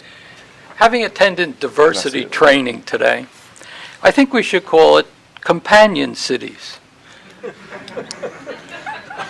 I'm serious. If I have to learn about diversity, I have to put that into effect. We should be a companion city. I fully support it. Honestly, Commissioner, there is a friendship city as well. Well, as long as it's Okay. neutral. All right, so I'll defer to Work on Commissioner that. Sachs on that. If you'll work with Kelly, get that letter, we can circulate it via our inboxes. I don't think anybody's gonna have an issue with signing that. Any concerns on being a companion city with new Smyrna? Thank you. Commissioner Sachs, still your time. Yes, Other discussion. Yes, briefly, I saw in our manager's report that you had a discussion with Deb Denny's, and Commissioner McGurk attended, regarding our taking over Saxon Avenue. No. I mean, that was in the report, but it wasn't. Didn't happen? No, wasn't taking over Saxon. She asked us, Go ahead, Cal. Commissioner Sachs, the county's been wanted us to take Saxon for a long time, so she brought it back up again. We're not going to take it over yet, but she wants us to at least generate the discussions again. That was the consideration. So do I stand corrected? That was the discussion. So you basically answered it, Khalid. That's good enough. I just, if we do consider that, consider the expenses. I know people like to have the easement mown in a timely fashion. It is not. But I have to remind everybody, if we do take Saxon over, we'll have to pay for the potholes, and we'll have to pay for the aprons breaking off and all the damage that the trucks do, and it'll be a real mess. And if we do take it over, I'm going to want the speed limit lowered. So just for clarity, because Yes. some of the stuff, we get said here, and that, it went from a throwaway line in the city manager report from a meeting that none of us were at except the two of them, that where I can imagine it probably came up as a byline of, I mean, look, Deb's been, hounding me to, hey, don't you want Saxon? It's almost kind of a joke, a running joke almost, more than a serious discussion at this point. Maybe it needs to be at some point, but just so we're clear, that item's not coming before us. It hasn't come before us. It's not on any future agenda at this point. We're not talking about it. And correct me if I'm wrong, I wasn't there, It but was a CRA meeting. yeah. The discussion was on, talking with Deb on CRA, and that was the vast majority of the meeting. And at which time she has suggested she would certainly like the city to take over Saxon, which has been talked about for many years. Just want to clarify that the intent and purpose and what the majority of the meeting was about our CRA. That's what I interjected. It didn't. It wasn't a meeting on Saxon. Yeah. That's good. Thank you for clearing that up. One other point. Sure. It escapes me at the moment. If you don't mind, go on to Mr. Commissioner Colodi. We'll go to Colodi. I'll come back to you after that. Come back, yes. Sure. Add one more. Commissioner Colodi. Okay. Just on that subject of Saxon, it's common, it's common practice. By the end of this meeting. Annexations of, Whenever it comes up for any agency to take over from another agency, the one that owns it now has to fix every possible little problem and put it in first-class shape. That's all I have to say on that. What I really wanted to say is on November 19th, I intend to participate in a research symposium from the Florida League of Cities regarding environmental and water quality. Nice. And one of the subjects is water project funding. So I will report back after I go to that. That's the first item. Second item, I did pass out what looks like a very complicated piece of paper. As we all know, we tend to have neighborhoods that once they find out you're a commissioner, they got a lot to say to you that they didn't have to say to you before. I didn't tell anybody I got elected, though. They found out. I deny it. Where I live, Venezia, there's 120-some houses there. It's one way in, one way out, as some of other of us have similar neighborhoods. And they would all come to me with strange ideas and good ideas. So what I did, and we also have monthly meetings over there. So what I did is I passed out a form to them. I gave them 9 things to talk about, to prioritize, and this is the results. I was amazed to get 31 written responses, which are now all part of the city record, as the attorney has mentioned to me, and will be kept forever unless anybody would like them. But they went through this whole list. It went everything from pave the road, to police patrols, to replacing signs, to fixing drainage. And although this is one neighborhood, it's a good guide for what the rest of the city may say. Pave the road was on the top. Adjust the speed, or add speed limit signs, and the third was drainage. Then the rest were spread out farther down. So we often don't hear from people in public, but this was a way to really get a feeling of the neighborhood and what they would like to see from us. So look at it in your spare time. I just want to say I took that initiative to try to get something in writing from them to see what they really feel like. And participation was much greater than I expected. So I just passed that along. Thank you. Is that it? That's it. All right. Oh, yes, that's it. Last chance. All right. You're good. I'm done. Okay. My Commissioner other Sachs? item was taken care of. All right. Commissioner Sachs, your last item? Briefly, I just want to thank my colleagues for paying so much attention to water quality and sustainability and being there for those meetings. A lot of times it's an effort in futility, but if we pester people, sometimes we get what we need. I'm always looking for funding to try to help with our water quality and where we can go from there. In fact, on Friday, I won't be able to go to Orlando, but I'll be attending a water symposium with great speakers. Good speakers. And hopefully it won't be preaching to the choir, but most importantly, as you recall, we are funding a traffic light for Station 50. And I spoke to Lois Bolenbeck from the TPO today about Station 52. And she was remiss to figure out actually what the status of that light at 52 is, and I wonder if Commissioner McGurk can shed some light, so to speak. I'll beat that bush. Good, thank you. But here's the point. The point is, Ms. Bolenbeck did not know that the process was in TPO's feasibility list. Then she looked it up, saw it there, realized when I told her that we met the warrants according to FDOT, she had told me, well, if FDOT said you met the warrant for both lights as standalone features, that FDOT should fund it. So, if you could beat the bushes, look behind the trees. Well, what I'll do is I'll clarify with Lois, who is the executive director of the TPO, and I'll talk with our city staff and kind of do just some research on what's going on here and whether or not FDOT is then responsible. If FDOT's responsible, that doesn't mean it's going to get funded. So I'll certainly report back to you about where that is or what the possibility of it is. But, we've tried.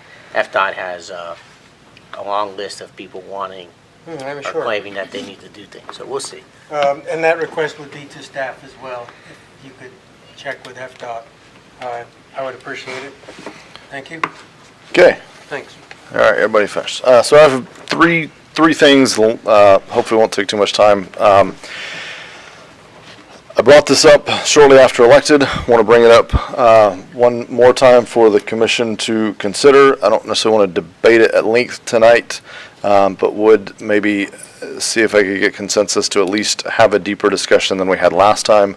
And that is around the notion of having, pick your term, but franchise-free zones, chain-free zones. This is a practice that's quite common in cities across America, cities across the state of Florida, as close as Winter Park. After the last time we discussed it, I shared, of course we couldn't discuss it outside of the meeting, but I did share with you all a slew of articles that talked about different cities that had done this.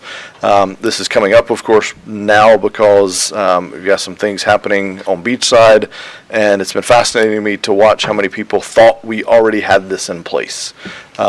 So I just think we owe it to ourselves, we owe it to the city to see what the will of the people is, see if we could bring some program that met those, that met the requirements, that kept us out of legal trouble, but also protected what we felt was important to New Smyrna. I will tell you, I've talked about this topic with several different groups. I presented to a Board of Realtors group the other day. Broad support for this topic. A few of them were actually surprised to learn we didn't have this in place already. And again, this isn't saying they won't exist anywhere in city limits. This is saying you identify key areas. Think of it like a historic district and say, look, we don't want a McDonald's on Flagler Avenue. And I know it's easy to say, it'll never happen until it does happen. And, I don't want to be a part of that happening, and there may not even be anything we can do if it does. So I would ask the commission, would anyone be, to have support to at least bring it back for a deeper discussion on the pros, the cons, the merits, and giving the public a chance to chime in on that direction for our city? You have strong support here. All right, I got two. I need No objection. one more. No objection to bringing it back for a discussion. All right. I would support it as long as the public was involved. Okay. All I'm asking for at this point is an agenda item that just says discussion about franchise-free zones. I'm happy, I don't even need staff's involvement or time. I'm happy to bring back the research that I've done on how this has worked in other cities. The articles, we can make them a part of the agenda package. I'm not asking staff to put a lot of time and energy or draft any ordinances or anything at this point. I just think we owe it to ourselves to have a discussion, and I think it's timely with some of the other stuff happening. So, all right, I got three people. Y'all all heard it. Can we add it to, is the next agenda overly crowded? I don't want to be here till midnight, but I'd love to have it sooner than later. Again, no staff time needed on this. I'll work with you on getting everything needed. So if we can just squeeze it in on the next You want to agenda. put it under your Yeah, mayor put and it under mayor's. commission business, or you want to put it under administrative business? I mean, I'd like to have it earlier if the public's going to be here to hear the discussion, so rather than at the very end. Or But under presentation? yeah, something like that, yeah. We can just How a about chance to talk workshop? about it. I mean, how about an earlier meeting? There's no way you're going to have this discussion quickly. There's going to be a big hot button issue the bigger we get into it, in my opinion. Yeah. I'd rather get here early, Okay. 5:30, and have an earlier meeting to get this thing going, because there's no way you're going to open this up and it's going to be a simple discussion. I mean, I'm okay with that. Based on the response last time, it didn't get too, I mean, it got shot down pretty summarily last time, so I didn't want to schedule a whole workshop if it's just going to be a 10-minute discussion and not receive any more support than it got last time, so. Well,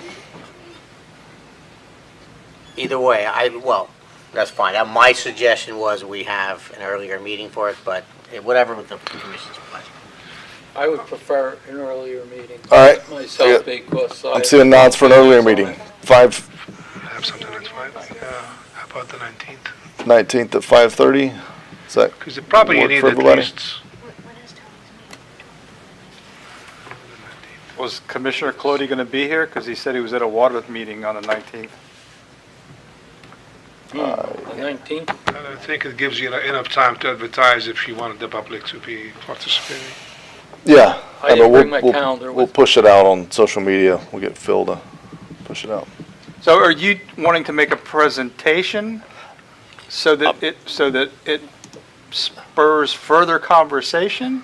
Or did you want to present a Yeah. program? So I wanted to share what has been done in other cities. I want to talk about the concept. Last time I got called un-American by one of my colleagues, so I just want to address some of those concerns that were brought up with it last time, talk about what's been done in other cities, and more importantly, give the public a chance to chime in on the direction they feel that we should go on this item. Then a presentation may work, would be followed by public comments, Yeah.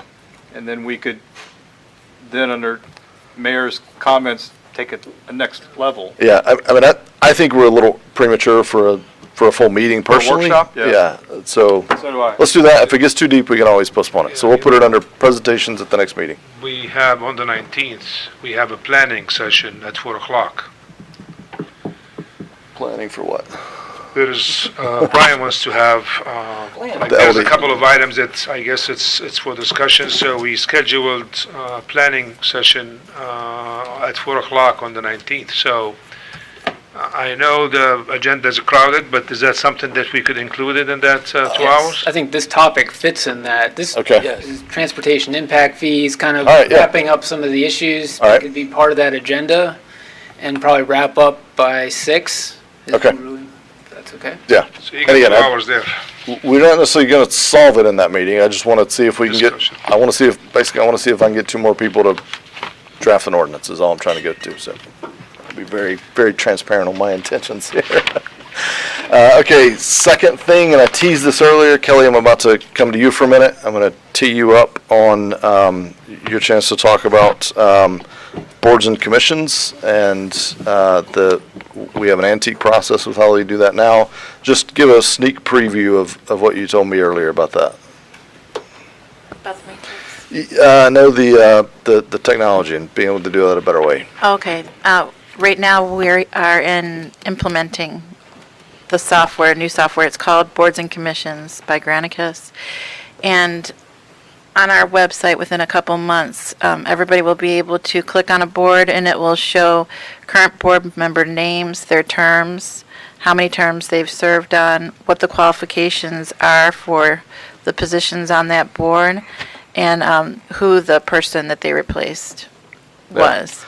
And as far as the voting process, though, you and Carrie traded some emails, but that voting process, you mentioned the new software, we're going to have some things that. That's separate, that's the agenda management software. And it will allow you to, when we have that all hooked up on your iPads, there's another app that goes through. And when we come to voting, like we do for the boards, you'll be able to press it in there and it will automatically populate on the screen. So it'll be an easier process. Okay, so I just wanted everybody to be sensitized to that. It's not a change we're adopting right now, and we'll have to have a discussion before we adopt some of these changes, but I guess I just want to start sensitizing folks to, if you look at other meetings and how this is done, and then you look at how we do it, passing slips of paper back and forth, there's a better way. So I'm hoping we'll be adoptive of those things, and there will still be full transparency. In fact, I'd argue in some ways there'll be even more transparency on how people voted, and I was about to say why they voted, but there will never be full transparency on that, I don't believe.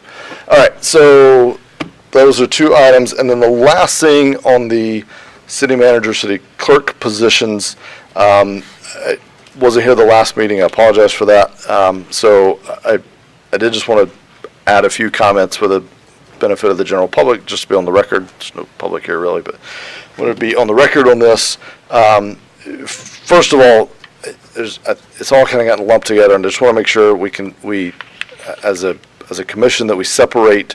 There's a process and there's people, and the process we're painting a plane in midair, mid-flight, And so that's going to get a little messy, and we'll figure it out, and then we'll do it better the next time we have to go through it. But there's a process, and then there's the people, and I hope we don't lose sight of those two, and don't let frustrations with the process bleed over into, reflecting in any kind of ways with the people involved. And then there's also two separate people, and I know we all know that, but just, this is moving forward kind of combined, but at the end of the day, these are two distinct people. On process, I wanted to outline where we're at to date, what I've done to date, what the commission's done to date, just so there's full transparency. 'Cause I had some feedback after the last meeting. There were some questions, not understanding where we were. And again, that's because it's a process that's complicated, and we're figuring this out as we go to some degree. So we had 2 interim contracts with the 2 different employees. That was done back in May and June, I think, respectively, with the understanding, at least on my part, I think the commission's that at some future date, we'd either decide to transition those employees to a full-time role or pursue a nationwide search, an outside search. So between June and now, what's changed? Why are we trying to pull this forward? Basically, I think what the commission realized at some point, or at least the majority of us, is that there's a sense of urgency to backfill those vacancies as we interact with Khaled and Kelly, and they've never complained, but you see it, you sense it. They're pulling more than double duty. These are already more than full-time positions, and they're doing that plus the old position they were in. So at some point, I don't know the exact date, there was a discussion by the commission, basically to accelerate that process of, look, let's either fish or cut bait. Let's figure out what we're doing here, and move forward. So that led to that October 8th meeting, where a lot was discussed, a lot of different things. The majority consensus at that time was to complete evaluations right now for both of those positions using a form of our choosing. So every commissioner used whatever form they chose. I think most of us used a pretty similar format. And there was also consensus to then standardize that form for all 3 positions that report to the commission by April. So that's a process that we'll have to undergo working. I would like to ask if we work with our HR director on some best practices and input on that process to help give us some guidance from her expertise and background. So I want to clarify that it's been completed. That evaluation process for the city manager, city clerk has been completed this past week. We all did that individually, separately, with them in our own ways, in our own manners, and those evaluations have all been submitted through HR. I haven't had a chance to look at all those, but I think we all received copies of those just before this meeting. So, also at that meeting on October 8th, selected the mayor to begin negotiations on the contracts with these 2 positions. With the objective, as I understand it, and this is why I'm just making sure we're all clear and on the same page, with the objective of negotiating for those 2 individuals in those 2 positions, the clerk and the manager respectively, to become the full-time employees of those 2 positions. And I don't want to relitigate that tonight.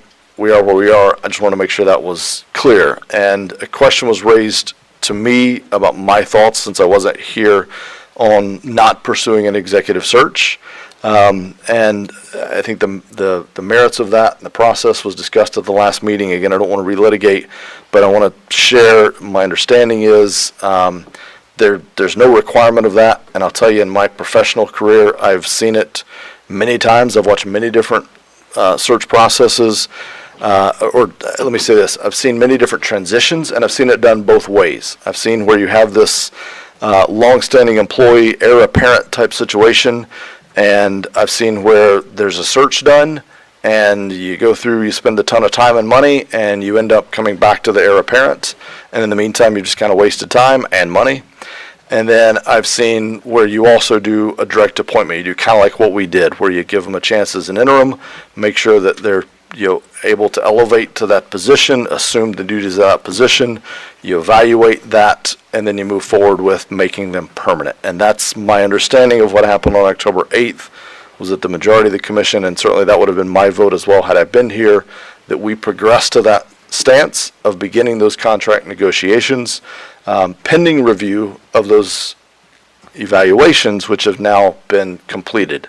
And in my cursory scan of them, all were satisfactory or above. Nothing popped out at me that would make me think we needed to re-go through this. So,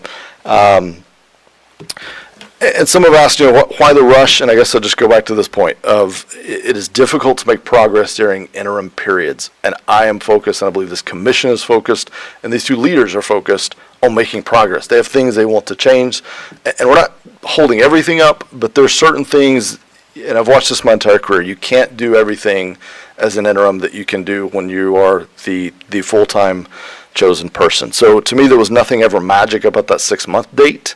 And I became increasingly comfortable with both positions over the period that we've had that told me that we had the future leaders that we needed in those positions, and I was very comfortable pursuing those contract negotiations. And I think the evaluations that we all presented reflected that. So again, I think the big reminder is, though, look, the process may not be perfect. We're going to still be working through this as we go, but let's make sure we separate the process and the people.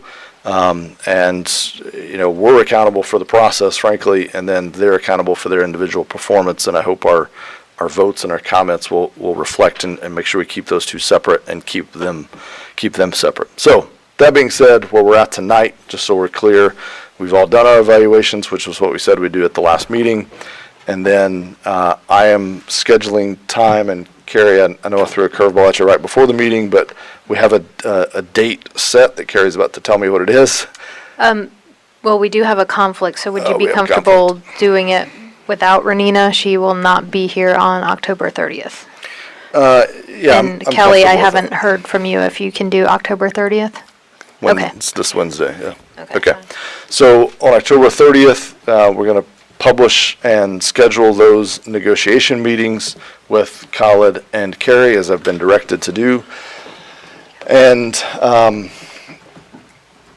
so that'll be published. Those negotiations, that'll be open to the public. And 3:30 and 4 o'clock, October 30th. 3:30 and 4 respectively. Kelly at 3:30, call it at 4. 3:30 and 4, okay. And I guess the last thing I'd say for the last thing I'd say for the commission is, I listened to the last meeting. I listened actually a few times. I heard your different comments, Vice Mayor. I heard your comments on compensation and looking at it holistically. My intent is, to do just that. Look at a holistic compensation package.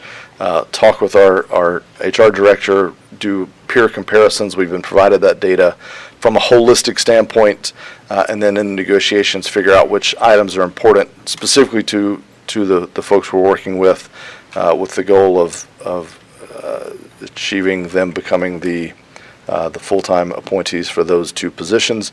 Obviously, that me doing the negotiation isn't actually making that appointment. That final contract that's drafted in conjunction with the city attorney will come back to all of us for a final vote. And the target for that, if the negotiation goes well, November is 12th. November 12th. All right, so I said a lot. A lot of that was rehashing, but I just wanted to level set all of that.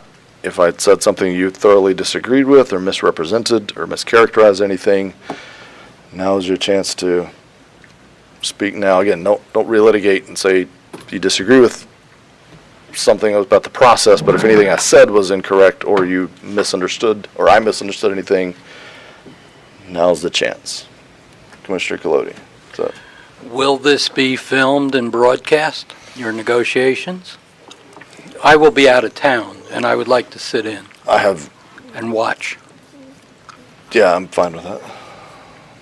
I mean, it's a public meeting, so it'll be, It's a public meeting. I don't handle the, yeah, I mean, we got to make sure we have, that our IT person can be here, but presuming he is, it'll be audio recorded. Negligible. I mean, it's an hour. It's like probably $100 probably total. All right, thanks, buddy. Love that guy. He's paying attention back here. 1 hour of cost would make me much more comfortable. Yeah. I mean, it's a public meeting, so it'll be an awkward one, I'll tell you that. I've never done this in a public setting. This is new for me, but we'll get through it. All right. That was all that I had. Thank you for obliging me. Sorry to take that time, but just trying to level set, make sure we're all on the same page. City manager report. You have the reports, and I think it's self-explanatory, but there is a couple of items that I need to bring up. The first one is David Ray forgot to mention in his presentation, and I forgot that he had it in his reports, about an ECHO grant. It's $400,000. So I'm asking the commission, he was supposed to ask you guys to get your approval so we could submit the grant. You're not obligated, but it's $400,000, and that's for the turf. So I would like to get a motion from the commission to proceed Do I by have a submitting the application. motion to authorize staff to submit an application? I make that motion. I have a motion. Do I have a second? City clerk, if you'd call the roll on that motion, please. Vice Mayor Hartman? Yes. Commissioner McGurk? Yes. Commissioner Sacks? Yes. Commissioner Clody? Yes. Mayor Owen? Yes. Thanks. The other quick item, we talked about the strategic plan on December 12th, when I mentioned to you about a month ago that the Brannan Center is not available. We've looked at several facilities, but it looks like we might, even though I wanted to go out of the commission, the only positive point about the city commission is it has a video. So right now, if you guys are okay, I will actually have it in the commission chamber. I'm okay with that. Any concerns with that? Seeing none. Thank you. Any questions on the report? Any questions for city manager on the report? Okay. City clerk, anything to add? Just two things. Just a reminder, we have a mock commission meeting on Thursday at 1:30.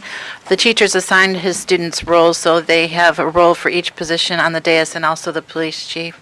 And they had so many students participating, they had a few left over to play the citizens. Play the hecklers in the audience? No, play citizens. So they're looking for ideas on a future project that are city issues, and so if you're more than welcome to join us and suggest that to them.